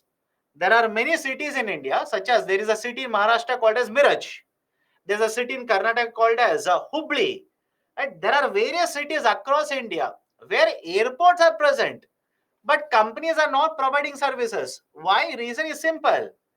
Even if they take a very small aeroplane, which has a passenger capacity of let's say 60 people, right? Only 10 of the seats will be occupied. Only 8 seats are occupied. Only 15 seats are occupied. Why will a company incur losses to provide services like this? So all the cities do not have airports. In those cities where airports are present, only one airport is present. What is the problem? I'll come to that. And in many cities where one airport is present, civil aviation companies are not providing services. Why? They are of the opinion that if they provide services, very few of the seats will be occupied, cost of operations will be very high, compared to the revenue, thereby incurring losses. So they will not provide services. Now, in cities where only one airport is present, what is the problem? In many of the cities, for example, Bangalore, there is one airport. Delhi, one airport, major airport I'm talking about. Hyderabad, one airport is present. What is the problem? Problem is, please remember this, very recently there is a standing committee report. I think I've told you this particular point. There's a standing committee report which says that there is a gold plating of airports. Have I used this particular term earlier? There is gold plating of airports in India. What do you mean by gold plating of airports? Gold plating of airports means infrastructure which is unnecessary, which is not required. Infrastructure which is unnecessary is developed by the airport. And this airport, because it has developed a lot of infrastructure, they will increase the ticket prices because the customers will have to pay for it. I hope you understand this. This is called as a gold plating of airports. And very recently, a standing committee has stated that if you want to increase access to airports, if you want to increase more and more passengers to use airports in India, stop gold plating of airports. Do not develop this kind of unnecessary infrastructure, not at all needed. Now, some of you will ask, sir, what do you mean by this unnecessary infrastructure? I'll give a very simple example. Many airports, within the airport, right, when you're going up in an escalator or coming down in the escalator, etc., they will use various types of lifts. Right? In lift also, they will try to install a lift which is having very, very high cost for this kind of a technology. Or within the airport itself, they will create a lot of decorations, lot of artwork is done, lot of decorations is done. The argument is, as a passenger, I'm not worried about all of it. I hope you understand. None of you will tell me, right? Or none of you will basically say, if I want to use the airport, decorations must be there. Only if decorations are there, only if the artwork is there, only then I will use the airport. No, none of you will say that. But because they have created this kind of infrastructure, ticket prices, charges are very high. That becomes a deterrent for a common man to use these kind of airports. So airports, right, act like a monopoly because there are only one airports, but their charges are very, very high. The ticket prices are very high. ATF, right, there is no GST on it. ITC is not provided to the companies. We import crude oil, so ATF prices are also very high. Lot of cities do not have airport connectivity. Cities which have airport connectivity, no company is going to provide services because they are incurring losses by providing services. So these are some of the very important issues associated with civil aviation market. Apart from this, right, apart from this, there is one more concern regarding the civil aviation market. That is MRO, maintenance, repairs, and overhaul. Now, what is this maintenance, repairs, and overhaul? It simply means if a company is using aeroplanes for transportation purposes, the aeroplane has to undergo certain repairs. The aeroplane has to undergo certain fitting. That is, overhaul means certain parts will be removed, certain parts will be installed. Certain maintenance has to be done for the aeroplane. Most of these companies get these maintenance, repairs, etc. done from outside. For example, a company which will travel to take passengers to Singapore. Singapore has a very good infrastructure for MRO. They will get the MRO done there. Some of the companies which will take the passengers to UAE. UAE has got very good MRO. They will get the repairs are done in the UAE. Which means there is a lot of outflow of dollars from India. Now, rather than being dependent on Singapore, UAE, etc. for maintenance repairs like this, what if we develop MRO within India? What if we cultivate service providers which will provide maintenance repairs for the aeroplanes within India? If I do that, employment generation is going to take place in India. The companies, rather than going outside India for conducting repairs, they will do the repairs within India. So this is going to provide lot of benefit, right, for the Indian economy, especially civil aviation market. That is the reason. Have a look at this. Government wants to develop India as a MRO hub, maintenance, repairs, and overall hub. And in terms of expenditure, how much do the companies incur because of maintenance, because of repairs, etc., in the form of expenditure? Around 15% of the expenditure incurred by the companies. Second highest. First one is basically for fuel. Second one is repairs only. So 15% of the expenditure of the companies is on maintenance and repairs. So rather than going to Singapore, UAE, etc., we want the companies to get their aeroplanes repaired, maintained within India itself. So government of India is actually saying that we want to promote India as a MRO hub. Okay. Now these are some of the reforms. These are some of the issues. What kind of reforms have been implemented? One, government is promoting PPP in airports now. That point is very simple. Government is promoting PPPs in airports. Private sector will invest, private sector will maintain, but government of India will earn revenues under the PPP model. So one, government is promoting PPP in airports. Second, government is actually promoting FDI in the airport infrastructure. Have a look at this. 100% FDI under the automatic route for greenfield projects. 74% FDI allowed under automatic route for brownfield project. Now, before I go forward, please do let me know. Do you remember greenfield and brownfield? Let me see. Let me know. Do you people remember greenfield and brownfield? Greenfield means where infrastructure is started from the beginning, from the scratch. And brownfield means infrastructure is already there, right? You are asking a private sector to operate it. So PPP in airports is promoted now. Udan scheme also is being implemented, right? What is this Udan scheme? Udan basically stands for Ude Desh Ka Aam Nagarik. I repeat, Udan stands for Ude Desh Ka Aam Nagarik, right? Or else there is one more name for this scheme, Regional Connectivity Scheme. Regional Connectivity Scheme, RCS, Regional Connectivity Scheme. Now, what is the importance of Udan scheme?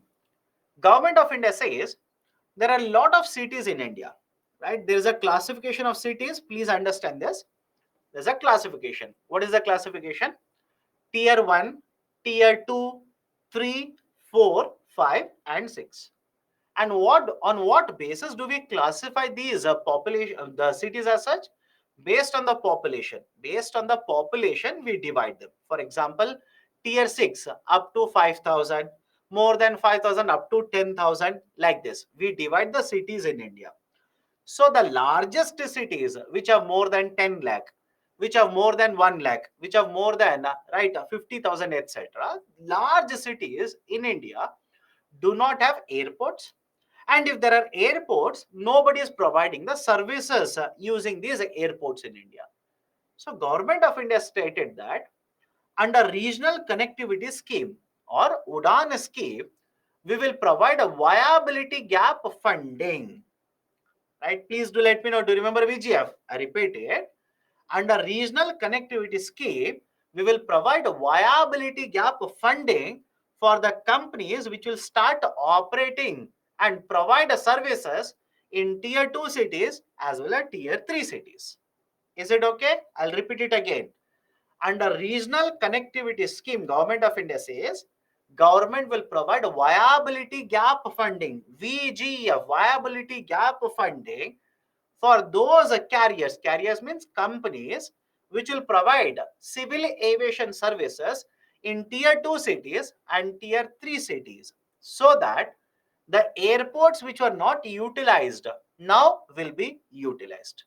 Airports which were underutilized now will be utilized in a much efficient way.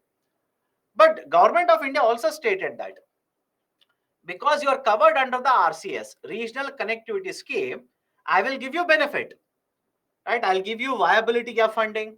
Whenever you land in this airport, landing charges will not be levied on you, right? Parking charges will not be levied on you, etc. Having said so, there is a condition under the RCS. What is the condition? Half of the seats which are sold, I repeat, half, 50% of the seats which are sold will have to be sold at subsidized prices. Will have to be sold at 2,500 rupees per hour of flight. Right? The half of the seats will have to be sold at subsidized prices. And regional connectivity scheme will cover both helicopters as well as right, the aeroplanes as well. So this was basically the argument of the UDAN scheme or the regional connectivity scheme, which was implemented by the government so that the airport utilization will be improved. More and more population will be able to afford these ticket prices, start using the civil aviation market. So far, what has happened? More than 400 routes have been launched under UDAN scheme, and many of the routes have been discontinued. Why? Why, despite government providing VGF, why many of the routes have been discontinued? Please go back to the argument of pandemic. During pandemic, please do let me know. During pandemic, did transportation demand go down or go up? Did the demand for civil aviation market go up or go down? It basically went to grinding halt. Right? Aviation companies took a hit. Basically took a hit. And many of these regional carriers which were operating under RCS were not able to provide the services, were not able to maintain their operational expenditure. Even after the pandemic, for many, many months, the demand for civil aviation market was very less in India. As a result of this, many of these routes which have been covered under the UDAN scheme have been discontinued. Right? The pandemic has affected the demand. Cost of operations in these routes for the companies has actually increased. Right? So this is one more initiative of Government of India to promote civil aviation market. Done? Okay. Right. So these are the various types of infrastructure that I wanted to discuss with you. Now, if anybody has any kind of a doubt, any kind of a issue with what we have discussed, please do let me know. Otherwise, I'll go to the next chapter. Let me know. Anybody has any kind of issues with what we have discussed? Sir, how many chapters are left out? Two more chapters are there. One is planning. I've not discussed planning with you. I know that. Next one is planning itself. After we are done with planning, right, there is one more small chapter, that is the concept of the inclusive growth, IMF, and employment. That will be the end of GS paper 3 economics for you. Economics GS paper 3. Okay. Any other doubts? Any other doubts? Any other concerns? Any other issues that there's no polity class? My dear, polity class is there. Okay. Sir, what kind of questions will be asked from this? Please understand, the tendency of UPSC has been that no static questions have been asked from this area. No static questions have been asked from this area. All the questions have been dynamic. Right? All the questions have been dynamic. Dynamic means what is there in the current affairs. Whatever is there in the current affairs, from infrastructure, they've asked those questions only. Okay. For example, I believe 2 years ago, right? A year before the last one, they asked about PM Gati Shakti. PM Gati Shakti initiative. They've asked about a PPP, scope of PPP in airport sector, right, etc., etc. These kind of dynamic questions only. Okay. Any other questions you people have? Any other doubts? No doubts?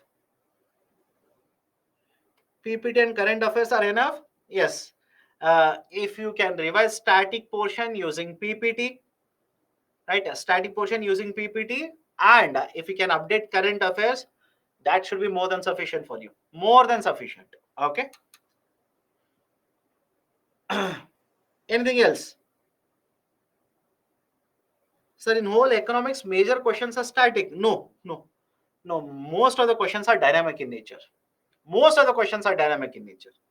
Right? Very few of the questions are actually static in nature. If we acquire agricultural land for infrastructure, it will not affect food production. My dear, please understand, all the land that is acquired for development of infrastructure need not necessarily be agriculture land. I hope you understand my point here.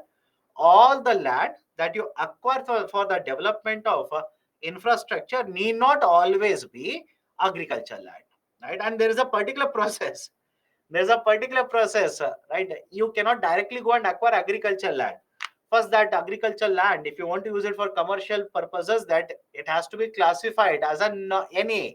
I don't know how many have heard of this. They will classify a land as NA. NA means non-agriculture, right? You're allowed to acquire non-agricultural land in a particular way. Okay. So then we should start 23 means PYQs or not. My recommendation is at least 5 years. At least, underline the term at least 5 years, focus on the PYQs. At least 5 years. Okay.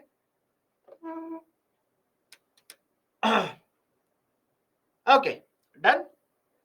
Government gives more focus on road infrastructure in past. Poverty is elevated more via the type of project. Hence, it is a purpose of the government. Please understand this. Whenever government promotes infrastructure, it's not just that it will promote economic growth. Purpose of infrastructure is also, right, social, or let's say development. For example, think of it, a road connectivity, no doubt most of the times we look at from the viewpoint of economic growth. But if cities are connected with very good road infrastructure with the villages, don't you think transportation of agriculture goods will become much more easier? Right? The time taken will be reduced. Cost of transportation will become much better or much lower now. Will it not provide for better incomes for farmers? Of course, yes. Right, so I hope you understand, whenever you talk about infrastructure, do not look at only the economic aspect of infrastructure. There is certain social angle as well. If a very good road connectivity is there between a village and let's say a city, don't you think access to healthcare in case of emergency will become better now? All of you okay with this? Access to healthcare in case of emergency will also become easier now. So I hope you understand. Do not view all this infrastructure only with economic angle. Although we are discussing economics, but there is also a development angle for all of it. Okay. Regarding strategy, I'll give it at the end of the session. Right? At the end of the session today evening, I'll talk about strategy. What should be your strategy for the UPSC 2024? I'll talk about it later. Okay, let me go to the next now. Concept of planning. Next chapter is planning. Important. Again, when I say important, do not give too much of focus on the 12 5-year plans. I'm pretty sure, I know in economics classes, GS paper 3, we have not discussed 5-year plans. But if you remember your high school, right, I'm pretty sure in one of the other classes, you would have come across 5-year plans in India. Correct? One of the other classes, you might have not read completely about 5-year plans, but you might have come across, right, what is the concept of planning, 5-year plan, from when it was started, etc., etc. So in the same way, do not give so much of focus, don't give too much of importance for all the 12 5-year plans. Why? I'll tell you. If you take every 5-year plan, the plan document is at least 500 pages. Very simple logical argument. The plan document is at least 500 pages. So even if you read all the documents of 12 5-year plans, you'll have to read at least 6,000 pages. Now, how much will you be able to remember? Right? I don't know. I will not be able to remember even 1% out of it. Right? That is for sure. And now, is it just sufficient to read plan documents? No, you'll have to read how it was implemented, in which state what was implemented, how many schemes were implemented. Just think of it. Will it be possible for you to remember how many schemes have been implemented throughout all the 12 5-year plans? Is it possible? Again, I'm not challenging you. Please don't say, sir, if you want to challenge me, challenge accepted. Henceforth, what I'll do is, I will simply sit and start by hearting which scheme was implemented in which 5-year plan. You will take maybe 2 months, 3 months, 5 months, 6 months to remember all of it. But what is the importance of it? Do you think UPSC will ask you all of it? No, UPSC is not worried about it. Why? Concept of planning is outdated in India. I don't know whether you've heard of this or not. Concept of planning is outdated. Today we do not have 5-year plans. Correct? We do not have 5-year plans today. Why? There was one authority, Planning Commission, PC, Planning Commission, which was set up by the government back in 1950. Right? By government back in 1950. Today there is no Planning Commission. Planning Commission was abolished in 2015, and now we have one more authority by the name of Niti Aayog. So there is no Planning Commission today. So when there is no Planning Commission, why should you be so much worried about Planning Commission? So whatever little information, conceptual plus factual, that I throw at you, in fact, I'm pretty sure by the time I finish planning, most of you will be fed up with planning. Most of you will be afraid of planning. My recommendation, please don't read everything about planning. It is of no importance for UPSC. Hardly, let's say, I'll tell you a simple trick. Although many of you will feel that is also too much. Hardly I would recommend, remember, 3 to 4 points for every 5-year plan. Does it make sense to you? Please do let me know if it doesn't make any sense. Try to remember 3 to 4 important points for every 5-year plan. Why? Please tell me, think of it and tell me. Do you think is there any 5-year plan in India which does not talk about achieving GDP growth rate? Let me know. Is there any 5-year plan according to you, right? Does it make sense which does not talk about GDP growth rate in India? Of course, every 5-year plan will target GDP growth rate. So should you try to remember GDP growth rate for every 5-year plan? No, please don't waste your time. For example, many of you will ask, sir, what are you trying to tell me? I'll show you a table. I'll simply show you a table. Right? This is a table which represents what was the GDP growth rate target that was set up by the government for respective 5-year plan and what was actually achieved. Now, please answer to me honestly, honest answer. Do you think it is easier to by heart this table? Let me know. Do you think it is easier to by heart this table? Absolutely no. Do not be under the impression that, again, on an average, normal intellectual level, I'm not talking about a genius of IQ 180. I'm talking about a normal person like me, like you people. Do you think it is easier to remember this table? Absolutely no. Why? You might simply say, sir, numbers are there, I will by heart. My dear, you will have to exactly by heart what was the target for first 5-year plan, what was the actual target achieved for first 5-year plan. You cannot mix and match. I hope you understand. You cannot mix and match. You cannot simply say 3.6% was the actual GDP growth rate for 12th 5-year plan. You are wrong. You cannot simply say 6% growth rate was achieved by second 5-year plan.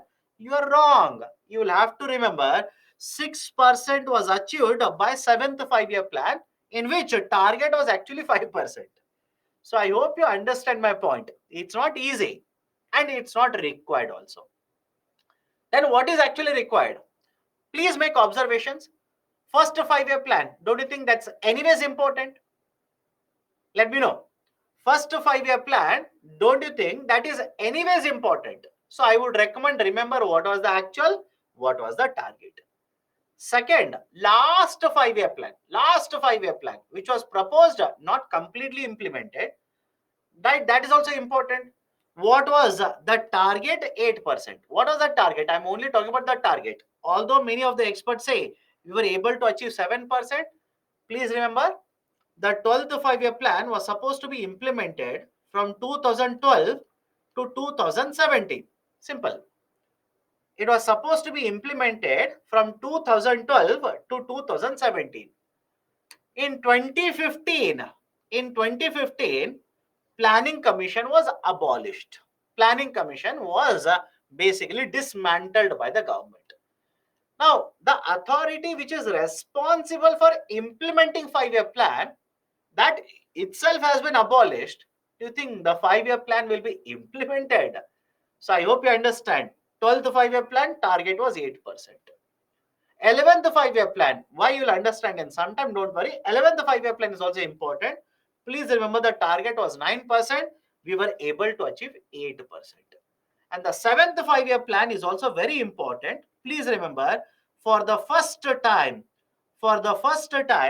India's GDP growth rate hit 6% in a 5-year plan. Is it okay?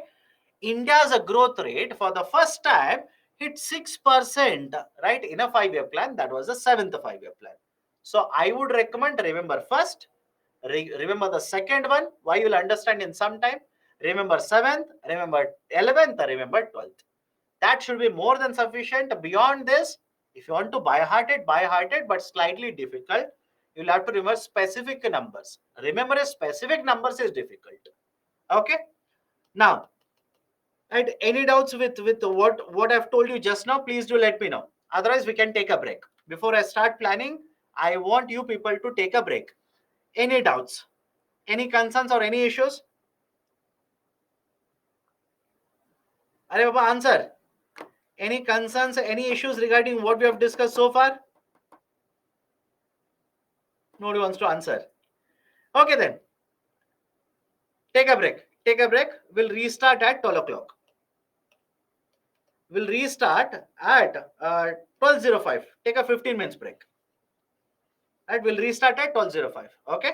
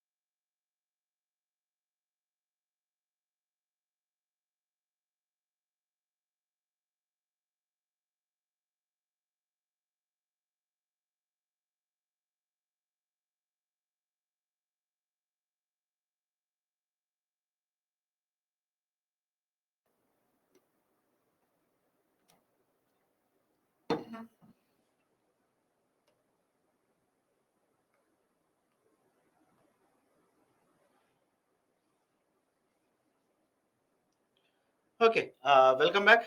Am I audible?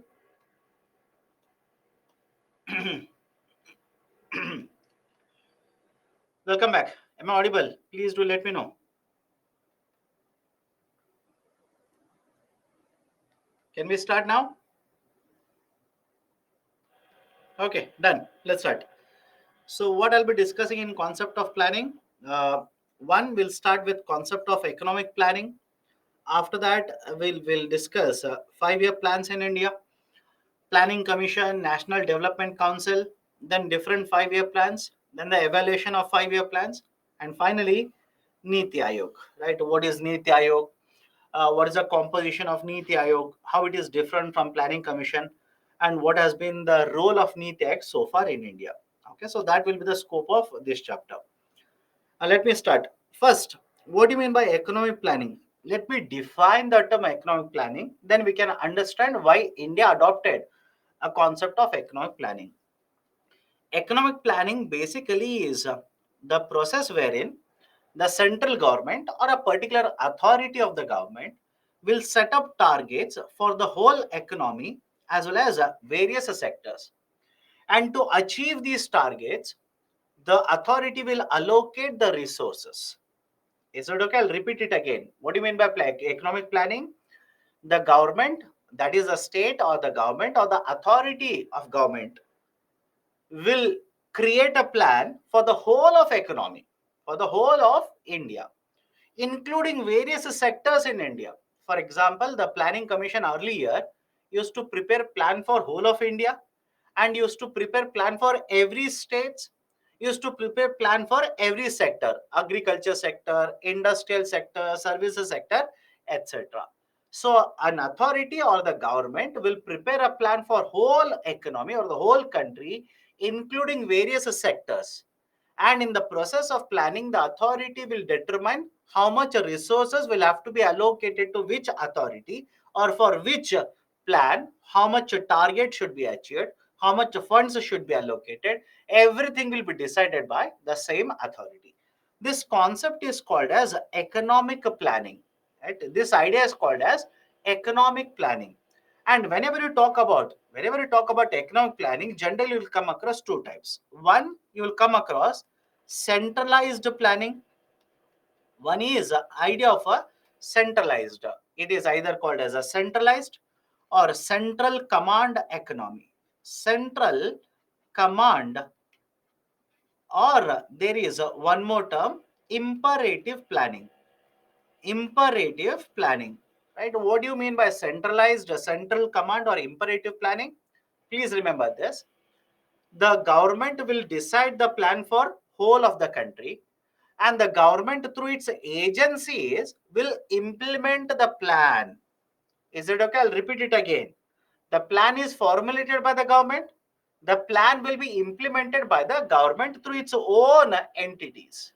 That is called as centralized or central command or imperative planning. There is one more type, which is called as indicative planning. Second type is called as indicative planning. What do you mean by indicative planning?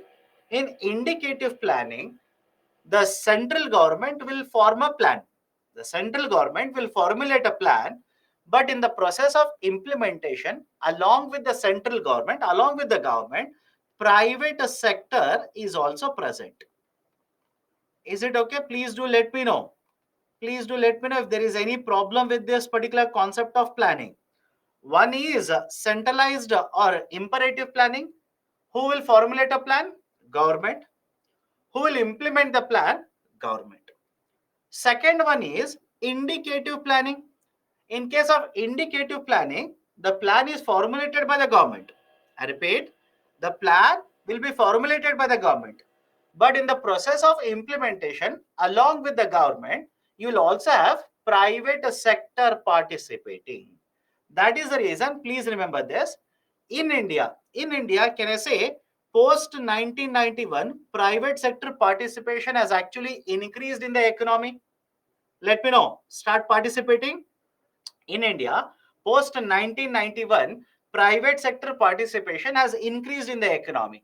In the process of implementation of a 5-year plan, we also included private sector investment has increased, etc.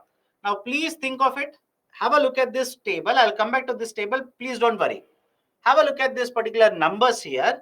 Can I say post 1991 means what? 8th 5-year plan, correct? Post 5-year plan means 8th 5-year plan. Can I say from 8th 5-year plan, Government of India started adopting indicative planning. I'll repeat the statement. From 8th 5-year plan, Government of India started adopting indicative planning. Why do we say it is indicative planning from 8th 5-year plan? Because from the 8th 5-year plan, right, can I say LPG reforms are implemented? Correct or not? From the 8th 5-year plan, LPG reforms were implemented. And because of LPG reforms, private sector participation in the economy in terms of investment, in terms of production, in terms of employment, etc., increased to a very great extent in India. And that is the precise reason many of the experts will tell you that from 8th 5-year plan, Government of India literally started implementing indicative planning. Okay. Now that is basically the two types of plans. One is imperative, second one is indicative. And in India, from the 8th 5-year plan, we started implementing indicative planning. Now, what was the need for economic planning in India? Why did Government of India start adopting this idea of economic planning? What were the reasons? Point number one. After independence, Government of India came out with industrial policy. I hope remember industrial policy of 1948. Then we implemented Industrial Development Regulation Act of 1951. Then Industrial Policy of 1956. Argument of Government of India was, if I give away all these resources to private sector will not be focused on reduction in poverty. Private sector will not be focused on regional development. Private sector will not be focused on providing employment opportunities to poor people, etc. That is, social welfare is never a priority for the private sector. For private sector, their priority is profit making. Now, argument of Government of India was that in that case, why should we allow access to resources to only private sector? We will not do that. We will go for 5-year plans.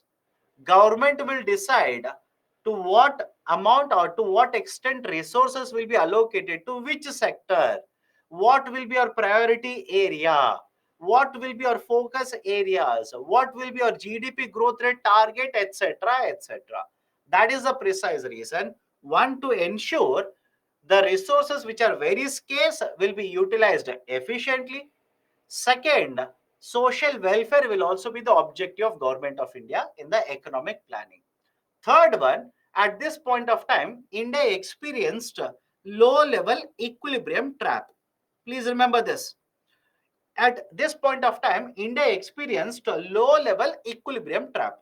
Now, this concept of low level equilibrium trap was given by one economist by the name of Richard P. Nelson. Richard P. Nelson. Now, what is this low level equilibrium trap? Point number one. At the time of independence,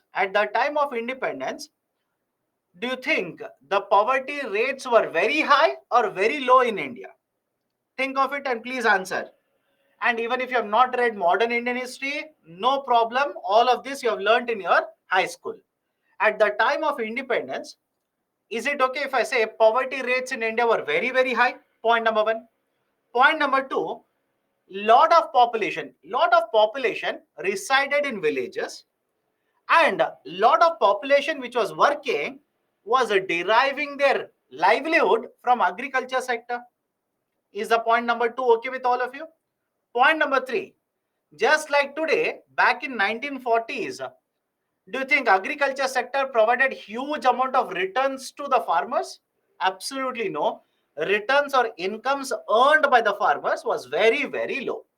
Now connect the dots. Start connecting dots. Most of the population resides in rural, that is villages, and most of the working population is there in agriculture sector. Now incomes are very low. Point number one. Incomes are very low. And now if the incomes are very low, what will happen to investments? or before that, what will happen to savings? Savings of the population will also be very low. Now, when the savings of the population is very low, what will happen to investments? Investments will also be very, very low. And when the investments are very low, what will happen to incomes? Again, incomes will be very low. Anybody has a problem with the cycle here? Please do let me know. Anybody has a problem with the cycle here? Right? Why? Starting point is incomes. Incomes are very low. Why incomes were very low? Point number one was, at the time of independence, most of the population resided in villages, rural part of India.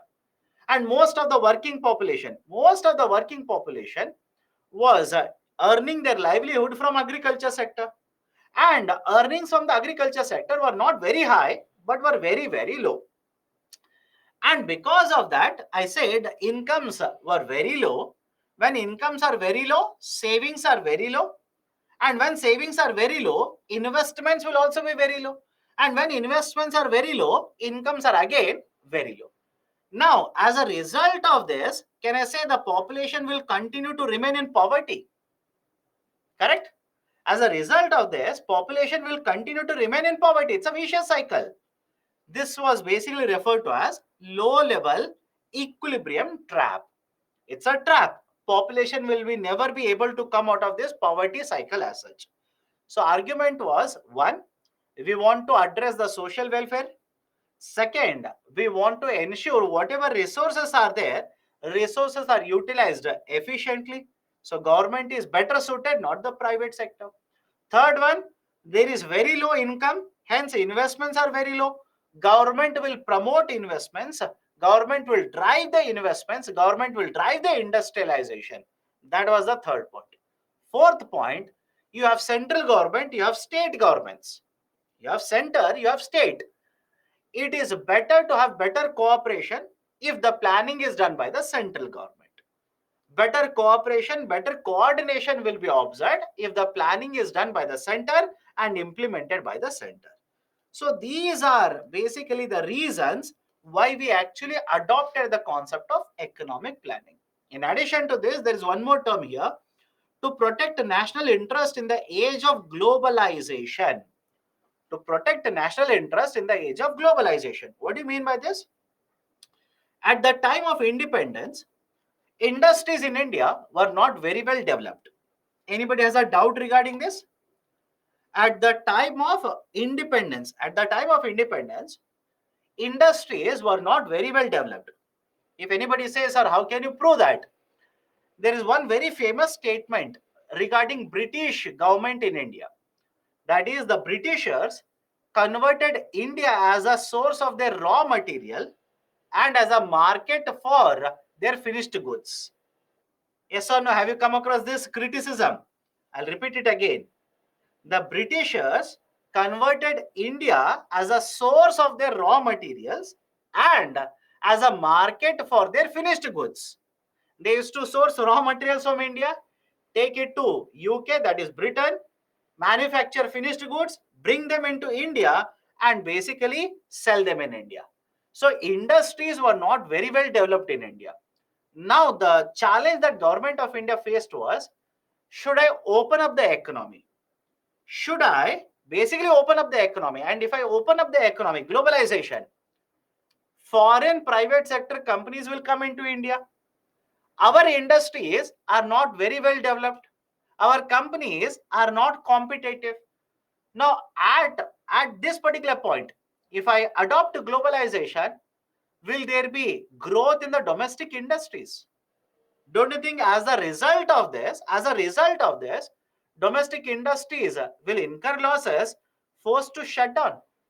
And that is the precise reason. Please remember, Government of India adopted a policy called as import substitution. Government of India adopted a policy called as import substitution. What is the meaning of import substitution? Rather than importing a product, rather than importing something, I will produce the product in the domestic market. For example, right? Think of this. Rather than importing this particular bottle from USA, If I produce a similar bottle in the domestic market, can we replace imports with the domestically produced goods? All of you okay with this? Right? So if I produce this bottle in the domestic market, I don't have to import it. It will replace, it will substitute the import. That was the policy. Protectionist policy. Import substitution or protectionist policy. Protectionist policy, right? Argument was very simple. Rather than being dependent on the imports, will promote Atmanirbharata, will promote self-reliance in the domestic market, so that we will substitute the imports. And in fact, please understand, many experts argue, again, there are the arguments in favor of this policy, arguments against this policy. In favor, the argument is very simple. If you basically open up the economy after independence, where, right, there are no domestic developed industries, foreign companies will come and demolish domestic companies, basically kill domestic companies. Kill means not literally, right? Domestic companies will not be able to compete, foreign companies will acquire the market. That is the reason it is said government adopted import substitution. And there was one more reason as such. Rather than being import dependent, which means if you're going to import raw material, if you're going to import capital machinery, if you're going to import consumer goods, etc., don't you think it will lead to outflow of dollars from India? Yes or no? It will lead to lot of outflow of dollars from India. And we did not have sufficient amount of forex reserves at that point of time. So that is the precise reason why government of India adopted import substitution. But because of such a policy, now you are not allowing foreign companies to enter into India. Don't you think domestic companies, because they have no competition, right? They are not competing with very good companies. The growth in the private sector will not be very, very high. Yes or no? The growth in the private sector company will not be very high. Point number one. Point number two, at this point of time, do you remember IDRA 1951? Understand all these points. IDRA 1951 was implemented. After this, industrial policy of 1956 was implemented. Now, what is the result of IDRA 1951 and IP 1956? Can I say growth of public sector enterprises? Correct? Anybody has a problem with this? As a result of industrial policy of 1956, most of the industries were brought under the government of India, monopoly of government of India. Right? So public sector grew because of industrial policy in 1956. So on one side, you are going to go for import substitution in order to protect your domestic companies. On the other side, by controlling most of these industries under the public sector is not competing with anybody. Because of all of this, please tell me what will happen to industrialization? Don't you think industrialization growth would be stunted in India? What would happen to investment in technology? What will happen to investment in technology? Research and development, that is also very low. Focus on profitability is very low here. Again, when you are talking about public sector, their primary motive is not just profitability. Private sector is profitability, public sector is profitability plus social welfare. That is the precise reason why, understand this, why GDP growth rate in India did not go very high in the initial phase of planning. All of you are okay with what I've discussed? GDP growth rate in the initial phase of planning was not very high in India. It was on an average, somewhere in the range of 3% to 3.5%. Only after 7th 5-year plan, 8th 5-year plan, 9th 5-year plan, when we started implementing liberalization measures, we started observing very high GDP growth rates in the Indian economy. Anybody has a problem with this? Just to prove my point, have a look at this table, you'll understand. In the initial couple of the 5-year plans, what was the GDP growth rate? 2.5, 3.8, 4.3, etc. like this. On an average, I repeat, on an average, between 1950 to 1980, on an average, GDP growth rate was in the range of 3 to 3.5%, less than 4% only. And that is the reason there was a term coined by Professor Raj Krishna, Hindu rate of growth. This was there very recently in the newspapers. There was a there was a term which was coined by Professor Raj Krishna. Professor Raj Krishna, which was called as Hindu rate of growth. What do you mean by Hindu rate of growth? The argument of this economist, he was an economist by the way.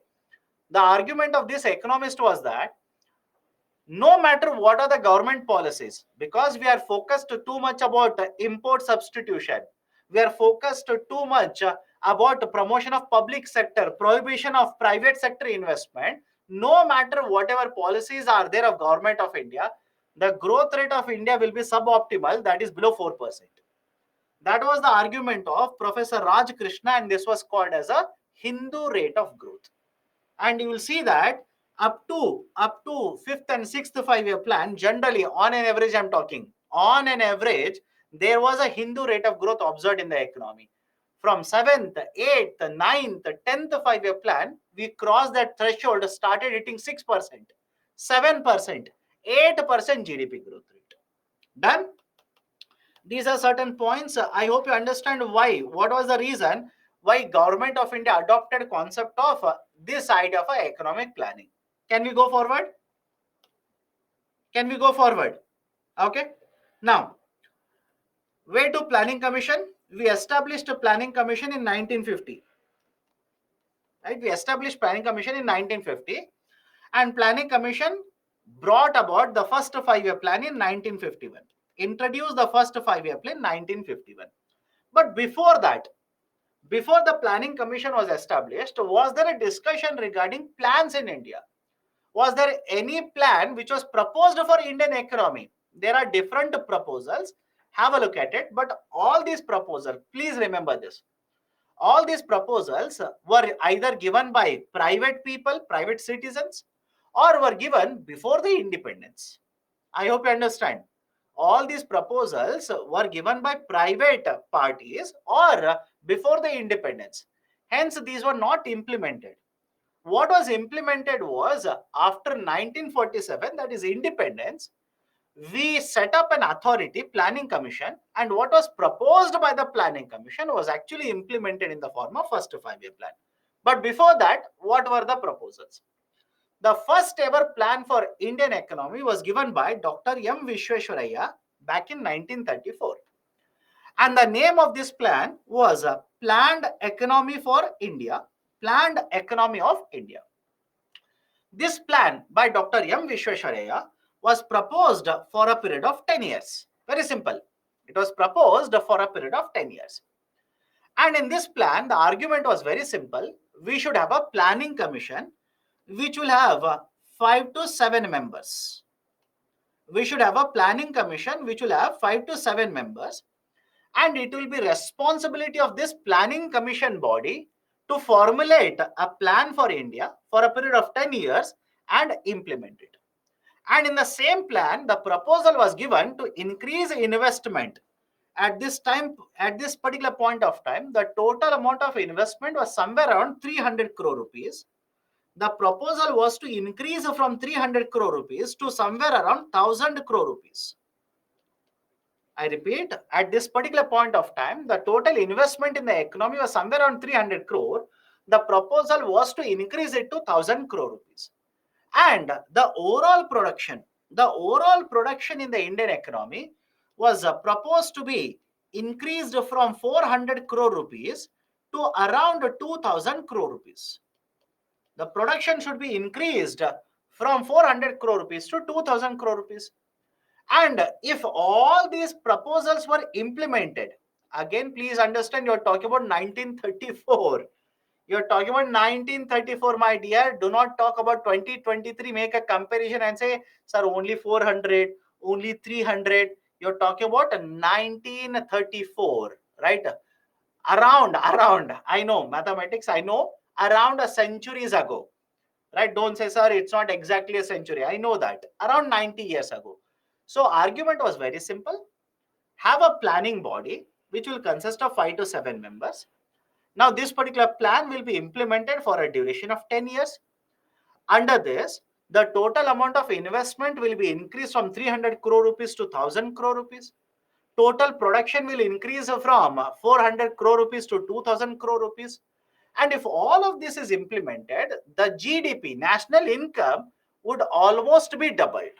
Right? There was a proposal, if all of this is implemented, the national income would be doubled to somewhere around 5000 crore rupees.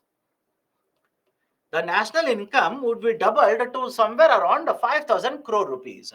This was the proposal that was given by Dr. M. Vishweswaraya, but back in 1934, it was not implemented. And you know the reason why it was not implemented, because we had a British government at that particular point of time. They were not interested in all of these particular plans. After this, there was one more proposal which was put forward by new planning committee or national planning committee, which was set up under the chairmanship of Pandit Jawaharlal Nehru. Now, just a historical context here.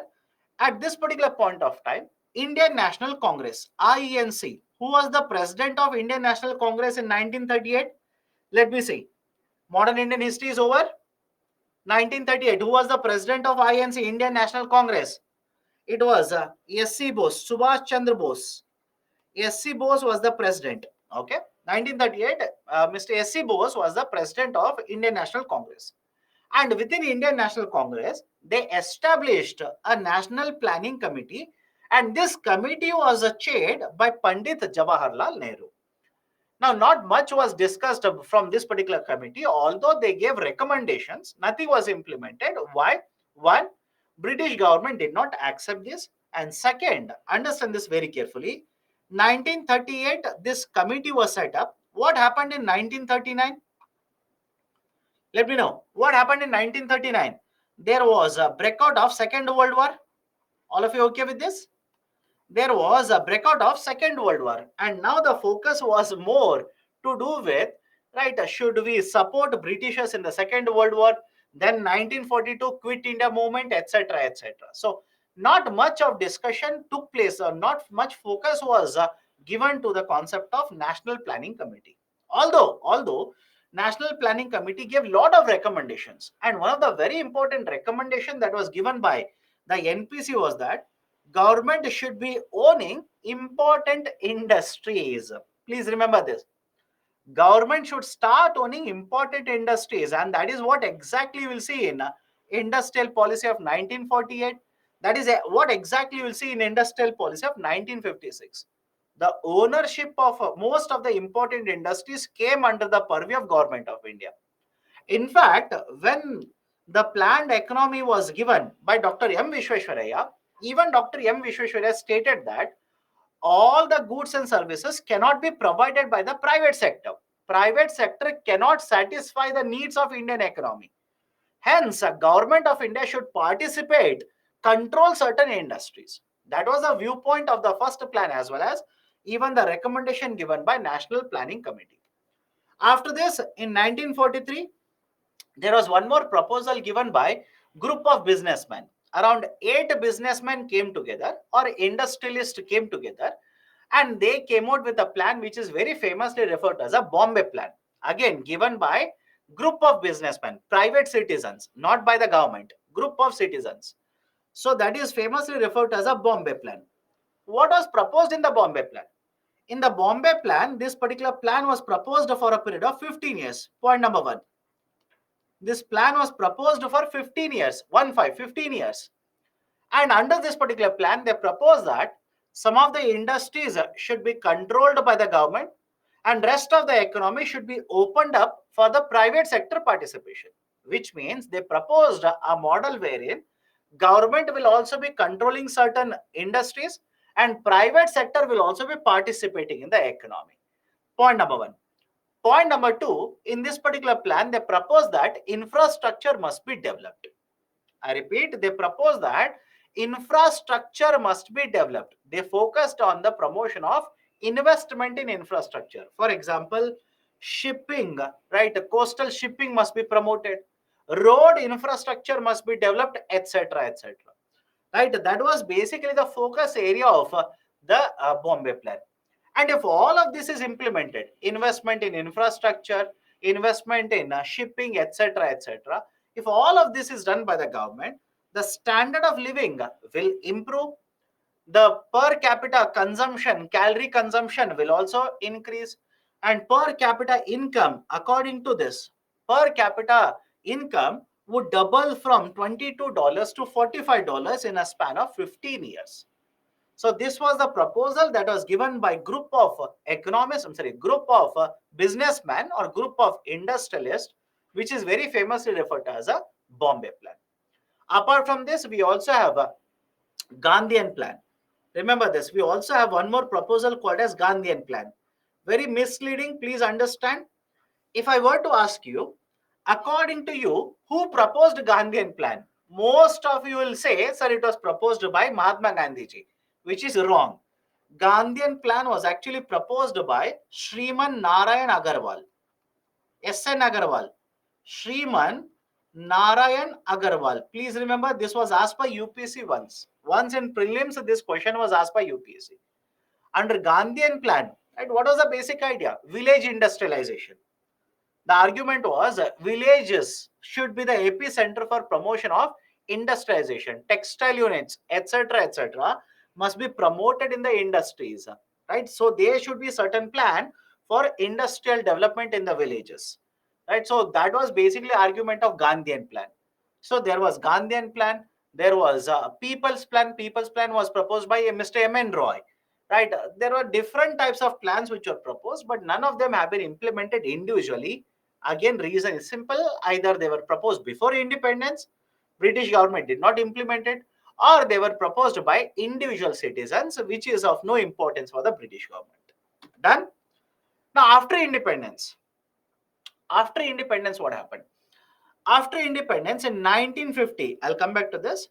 In 1950, Government of India set up an authority, the executive resolution, through executive resolution, that is called as a planning commission. Now, what is this executive resolution?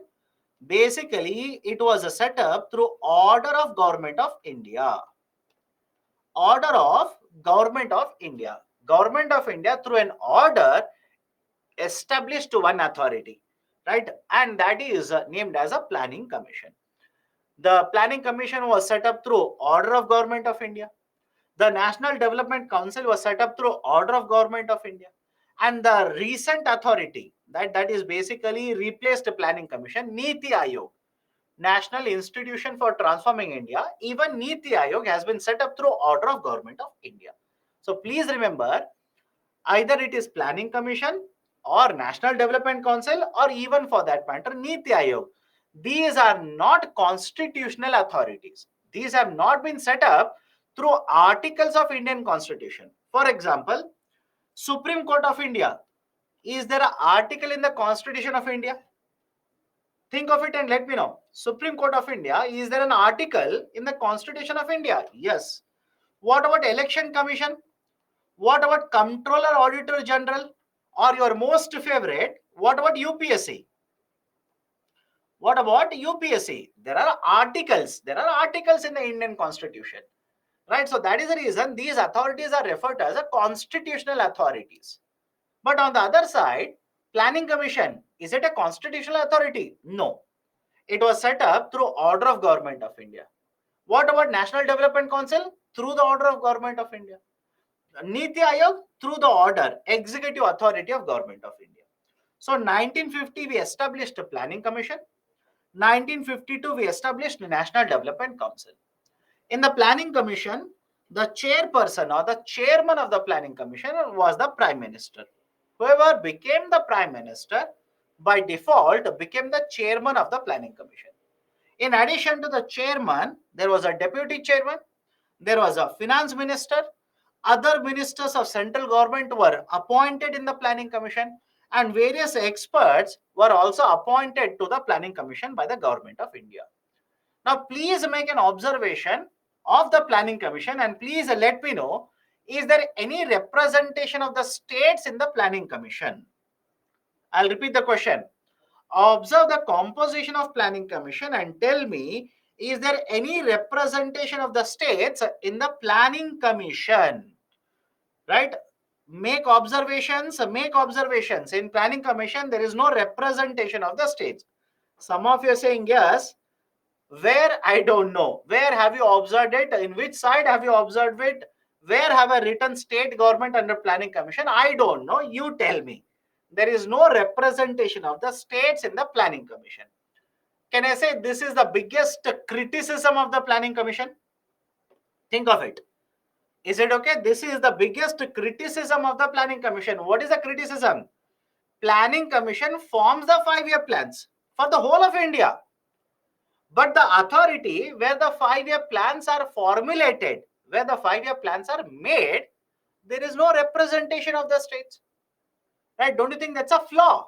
That is basically a criticism. Right? Remember this. Now come to the National Development Council. In order to address this, right? In order to address this, in National Development Council, it is basically a planning commission membership only, but along with the planning commission members, there was now representation of the union territories as well as the chief ministers. There is a representation of chief ministers of all the states plus heads of the union territories. So the National Development Council, the chairperson was again the prime minister. Along with the prime minister, many ministers of central government were appointed. Right? Many cabinet members, ministers were appointed. Members of the planning commission were part of right the NDC. But along with this, the state's representation and the UT representation was also provided in the National Development Council. But please understand, NDC approves the 5-year plan. NDC doesn't formulate. I hope you understand the difference here. NDC does not make a 5-year plan. NDC approves a 5-year plan. So the authority which was responsible for implementation, authority which was responsible for making a 5-year plan, there was no representation of the states. Right? That is basically the composition of Planning Commission as well as a National Development Council. Now the plans were formulated and implemented. Planning Commission prepared a 5-year plan, sent the proposal to NDC. NDC would approve the 5-year plan. Now the 5-year plan would go to the Union Cabinet, Central Government Cabinet. Now this Union Cabinet will approve it. It will go to Parliament. Now even the Parliament will look at the document, approve it. Now the 5-year plans were actually implemented. So this is how the 5-year plans were made and implemented in Indian economy post-independence. Next, what were the goals? What was the target of Planning Commission? What were they trying to achieve in the Planning Commission? Now I've given you 4 goals. I've given you 4, but you can extend it. I'll tell you how. You can basically extrapolate it and get multiple goals apart from these 4 of Planning Commission. What were the 4 goals? Planning Commission wanted to achieve growth, wanted to achieve equity, wanted to achieve modernization, and wanted to achieve self-reliance. So I hope you understand the argument of Government of India of self-reliance is not new. I hope you understand my point here. Government of India today is talking about Atmanirbharta. He is talking about self-reliance. It's nothing new in India. Earlier also we have tried it. We have failed at it. That's the reason we did away with the argument of self-reliance. Why? You'll understand in some time. Have patience. So have a look at this. Point number 1. Growth. Now what is this argument of growth? Please remember this. Initially in the first couple of 5-year plans, especially in the first, second and third 5-year plan, Government of India wanted to promote growth. The focus of Government of India was mainly to promote growth. Why? Remember this, government basically was dependent on a model which is called as a trickle down theory. Understand this carefully. In the initial couple of 5-year plans, Government of India focused, priority was promotion of growth. They wanted Indian economy to achieve very high, very good GDP growth rate. Why? They believed that with growth, there will be trickle down effect, and as a result of this, poverty would be addressed. Sir, what is the meaning of it? Let me explain it. Let me simply explain it. Have a look at it. In fact, I'll connect it to current affairs and listen to me very carefully. What is this argument of trickle down theory? What is this concept of trickle down theory? Trickle down theory simply says that if you provide a benefit, if you provide a benefit to the industries, if you provide benefit to the rich people in the economy, these benefits will also flow down, will also reach other sections in the society. I will explain the statement, but tell me, is the statement okay with you? I'll repeat it again. According to trickle down theory, it says that if you provide benefits to the industrialist, if you provide benefits to rich people, if you provide benefits to businessmen in the economy, these benefits automatically will flow down, will also reach other sections of the society. That is the reason this is called as a trickle down. How so? Why does this theory propose that benefit will reach other sections also? Let me explain it. Imagine this. Imagine you are a very rich businessman. Very, very rich businessman. You are a billionaire. Right? Because you are very rich, automatically you will have to pay a lot of taxes to government. All of you okay with this? You will have to pay a lot of taxes to government. Now, what if government will reduce the tax rates applicable to you? The taxes which are applicable to you, government will reduce it. Let's take extreme example. Extreme example. Let's say they will reduce it to 0%. Now, question number one. If you are very rich businessman, government will reduce the tax rate applicable to you to 0%. Can I say you will have more money to invest in the economy now? Let me know. You will have more money to invest in the economy. So have a look at this. Government is providing benefit to rich person. As a result of this, investment in the economy will increase. Now, point number two. When the investments in the economy will increase, what do you think will happen to employment? Think of it. When the investment will increase, what do you think will happen to employment? Do you think employment will increase or decrease? Employment should automatically increase. Anybody has a problem with this? Employment will increase. Now, if the employment increases, what will happen to earnings of the houses? Earnings of the houses, automatically the earnings will also increase. And when the earnings will increase, can I say population which can be classified as poor? I repeat, population which can be classified as poor will start decreasing. Now look at it. According to this cycle, the benefits have been provided to the rich. Benefits have been given to, right, certain section of the society. And as a result of this benefit, can I say other sections of the society are also getting the benefit of it? Anybody has an issue with this? It will not work out. I'll tell you why. But don't worry. I'll tell you why this will not work out. But right now, please have a look at it. Right? The benefits have been given to rich people in the economy.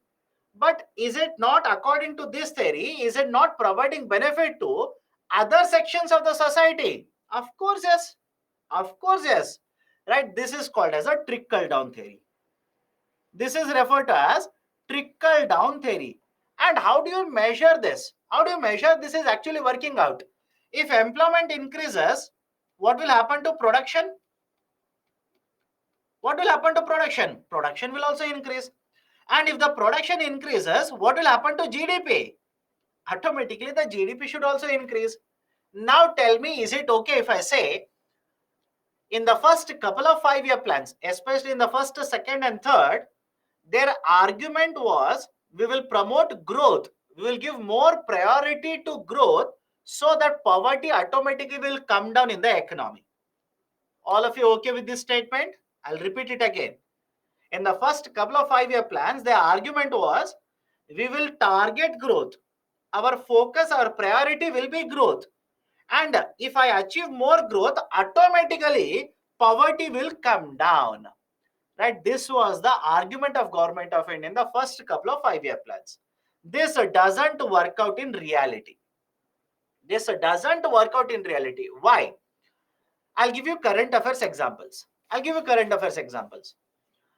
Couple of years ago, that is in 2019, Government of India reduced corporate taxes.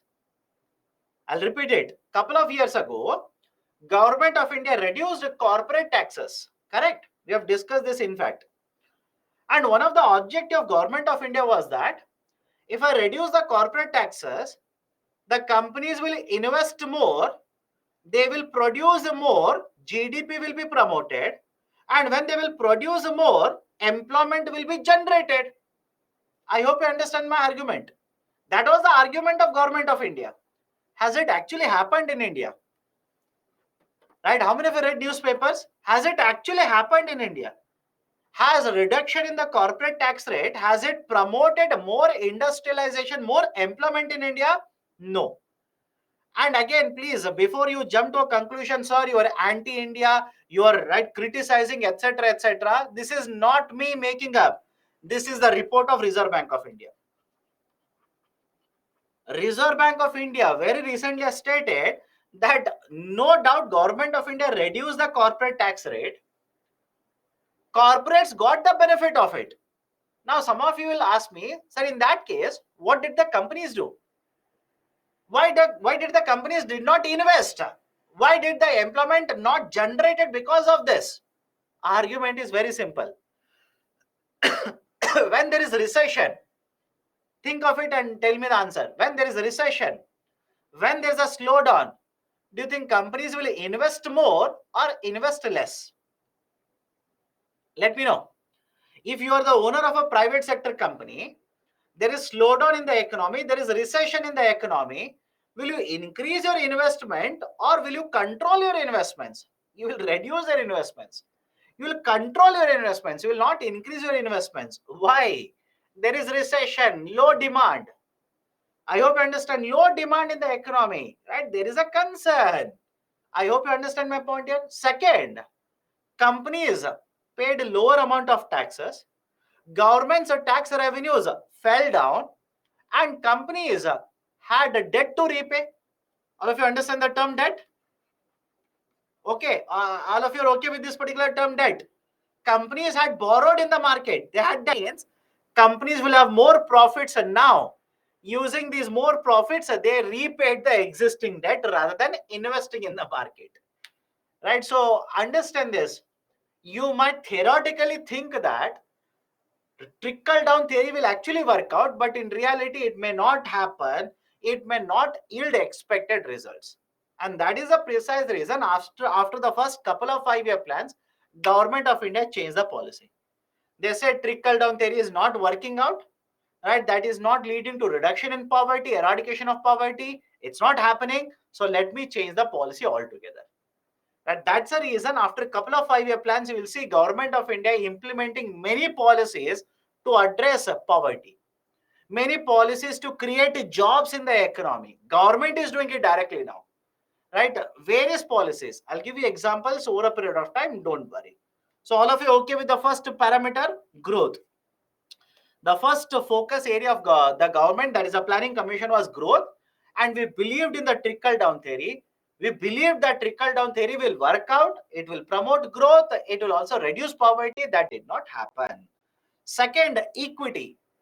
Income inequalities were present earlier. Government of India through Planning Commission said we want to reduce income inequalities. Regional disparities were present. Certain regions were very well developed. Certain regions were lagging behind. We wanted to address regional disparities. So argument was very simple. Through equity, we wanted to ensure production will happen, no doubt. Production will be promoted, but regional disparities would be reduced, income disparities would be reduced, etc. Third, modernization. In order to promote more and more productivity, we would promote adoption of better technology. We would promote right adoption of new equipments, new tools, etc., etc. That was basically referred to as modernization. And next one, self-reliance. We were dependent on import of food grains. I think I've written it here. We were dependent on import of food grains. Yes or no? Please think of it. Go back to high school. We were importing lot of wheat into the domestic market, and that is the precise reason 1960s we promoted green revolution, right? So we were dependent on food grain import. We were dependent on capital, that is we used to borrow from rest of the world to import goods and machinery into India. We did not have capital industries in India. We used to import machinery. So we were heavily dependent on various imports at this point of time. Government of India through planning commission said we want to promote self reliance. We want to promote production in the domestic market. We want to become self-reliant, Atmanirbhar, rather than importing all of these. Right? So that was also one of the very important long-term goal that was focused by the Planning Commission. So these were the four long-term goals. But let me know, if you can achieve these long-term goals, can I say even one more goal will be poverty eradication? Yes or no? I hope you understand this. Poverty eradication will also be achieved by promoting growth, equity, modernization, and self reliance. We'll be able to promote industrialization. We'll be able to promote industrialization. We'll be able to promote regional development. Regional growth will also be promoted because of these terms or these types of long term goals, etc. So, although I've written four, but you can extrapolate and say, right, all these are also the long term goals of Planning Commission. Done? Okay. So, these are certain important points. Now, before I take a lunch break, I just want to give you a breakup of 5-year plans. Just make observations. These are the 12 5-year plans. Okay, these are the 12 5-year plans. The first 5-year plan was implemented in 1951. The last 5-year plan, the 12th 5-year plan, was implemented in 2012. If you observe it very carefully, you will see that all the 5-year plans, have not been implemented continuously. If they were implemented continuously, if I ask you 7th 5-year plan, you can easily calculate. 7 5-year plan means 6 5-year plans are over. 5 into 6 will be 30. First will be 1951. So obviously 7th has to start from 1981. But that is not the case in India. That is not the case. All the 5-year plans were not implemented continuously. Now, how do you remember it then? How do you remember it? I'll give you a simple trick. Right? This is my trick. Right? Whether you want to follow this or you don't want to, entirely left to you. But I will simply tell you a trick. Try to remember this in this way. It will make it easier. It will make it easier. What is the trick? All the 12 5-year plans, I will divide into 3 groups. Point number 1. All the 12, I will divide into 3 groups. In the first group, I will write 3 5-year plans. In the second group, I will write 4 5-year plans. And in the third group, I will write 5 5-year plans. Total 12. Simple numbers. Right? All the 12, I will divide into 3 groups. 3, 4, and 5. Easier numbers to remember. Now, first 3 5-year plans without any break. 51, 56, 56, 61, 61, 66. You can see that these are the 3 5-year plans in the first group. Now, why there is a discontinuation? Why did we not implement the fourth 5-year plan starting 66 itself? Reason is very simple. Back in 1960s, when the third 5-year plan was implemented, India faced a food crisis. India faced 2 wars one with China, one with Pakistan. India faced foreign exchange reserve crisis. As a result of this, the third 5-year plan was discontinued And after third 5-year plan, we did not implement fourth 5-year plan immediately. All of you okay with this? We did not implement the fourth 5-year plan immediately. That is the reason you will see there is a gap between the third 5-year plan and the fourth 5-year plan. And this is called as, right, planning holiday. This is called as plan holiday. What do you mean by plan holiday? Instead of 5-year plans, we implemented annual plans. Right? For 3 years, we implemented annual plans. And that is the reason there is a gap between the third and the fourth 5-year plan. Then we started implementation of the fourth 5-year plan, right? Although all of them are not continuous, but easy to remember. 69 to 74, 74 to 79, then 80 to 85. Now, suddenly you will simply ask me, sir, why there is a gap here? Why there is a gap? Now, I hope you remember this. 1970s, the government of India imposed emergency. Correct? 1970s, there was an emergency that was imposed by the government back then. And after the emergency was imposed, elections were conducted. Indira Gandhi lost the elections. The new government was formed, right, by another party, Socialist Party, right? A Janata government was formed. Now, that is the reason you will see that when the Janata government was formed in 1978, they basically withdrew, I repeat, they basically withdrew the existing 5-year plan. They basically, right, abolished existing 5-year plan. And rather than a 5-year plan, they implemented a rolling plan. They implemented a rolling plan, right? But again, the government changed. Indira Gandhi formed the government in 1980, and this rolling plan, which was basically sixth plan, this rolling plan was abolished, and a new sixth 5-year plan was implemented by the new government. That is the reason you will see a gap between the fifth and sixth 5-year plan like this. Sixth 5-year plan was implemented from 80 to 85, seventh 5-year plan from 85 to 90, and eighth 5-year plan, right? Basically, you will see a gap between seventh and eighth 5-year plan. So in the second phase, you will see there are 4 5-year plans. Second phase, there are 4 5-year plans.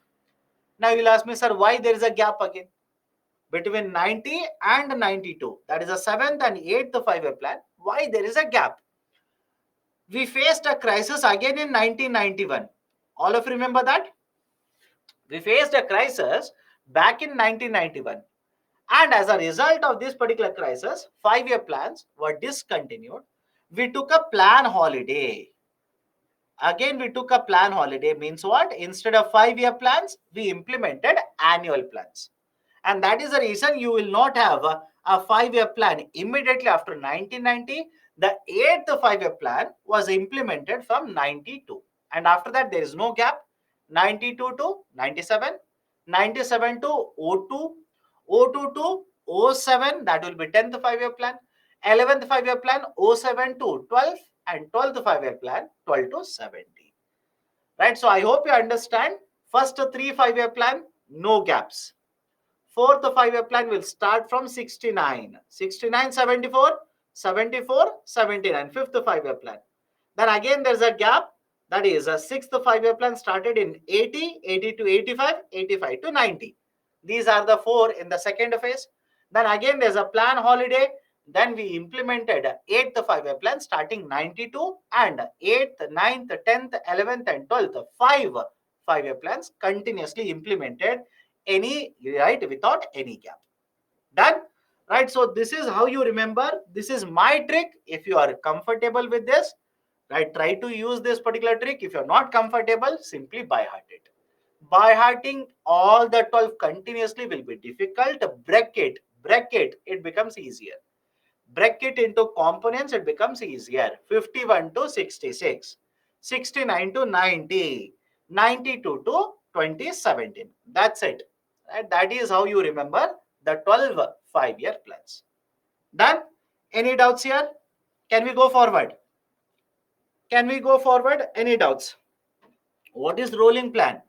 Right, rolling plan was basically proposed wherein after 1 year plan is over, immediately the second year plan will be modified. Right, I've discussed this also. I'll tell you where. Do you remember the concept of rolling targets? Let me know. Do you remember the concept of rolling targets? Sir, where did you discuss rolling targets? If you go back to the fiscal policy budgeting chapter, right, open that PPT. In the budgeting chapter, under FRBM, government has to submit 3 documents every year. And there is one document, medium term fiscal policy statement. All of this is there in the PPT. Please check it. Medium term fiscal policy statement. And I said in the medium term fiscal policy statement, government will give 3-year rolling targets. 3-year rolling targets. What do you mean by rolling? Rolling means continuously changing. So in the same way, in the 6th 5-year plan that was actually implemented by Janata government, they implemented a concept of rolling plan, where a 5-year plan will be divided into one plan, and that is 1 year plan, 2nd year plan, 3rd year plan, 4th year plan, and 5th year plan. What was the experience of the 1st year plan? Based on that evaluation of the 1st year plan, based on that, you will make changes to 2nd year plan. Now you will implement 2nd year plan. You will evaluate 2nd year plan. Based on your evaluation, based on your assessment, you will make changes to 3rd year plan. So can I say continuously the plans are getting changed year by year? From 1 year to next year, continuously plans are getting modified. Hence, this is called as a rolling plan.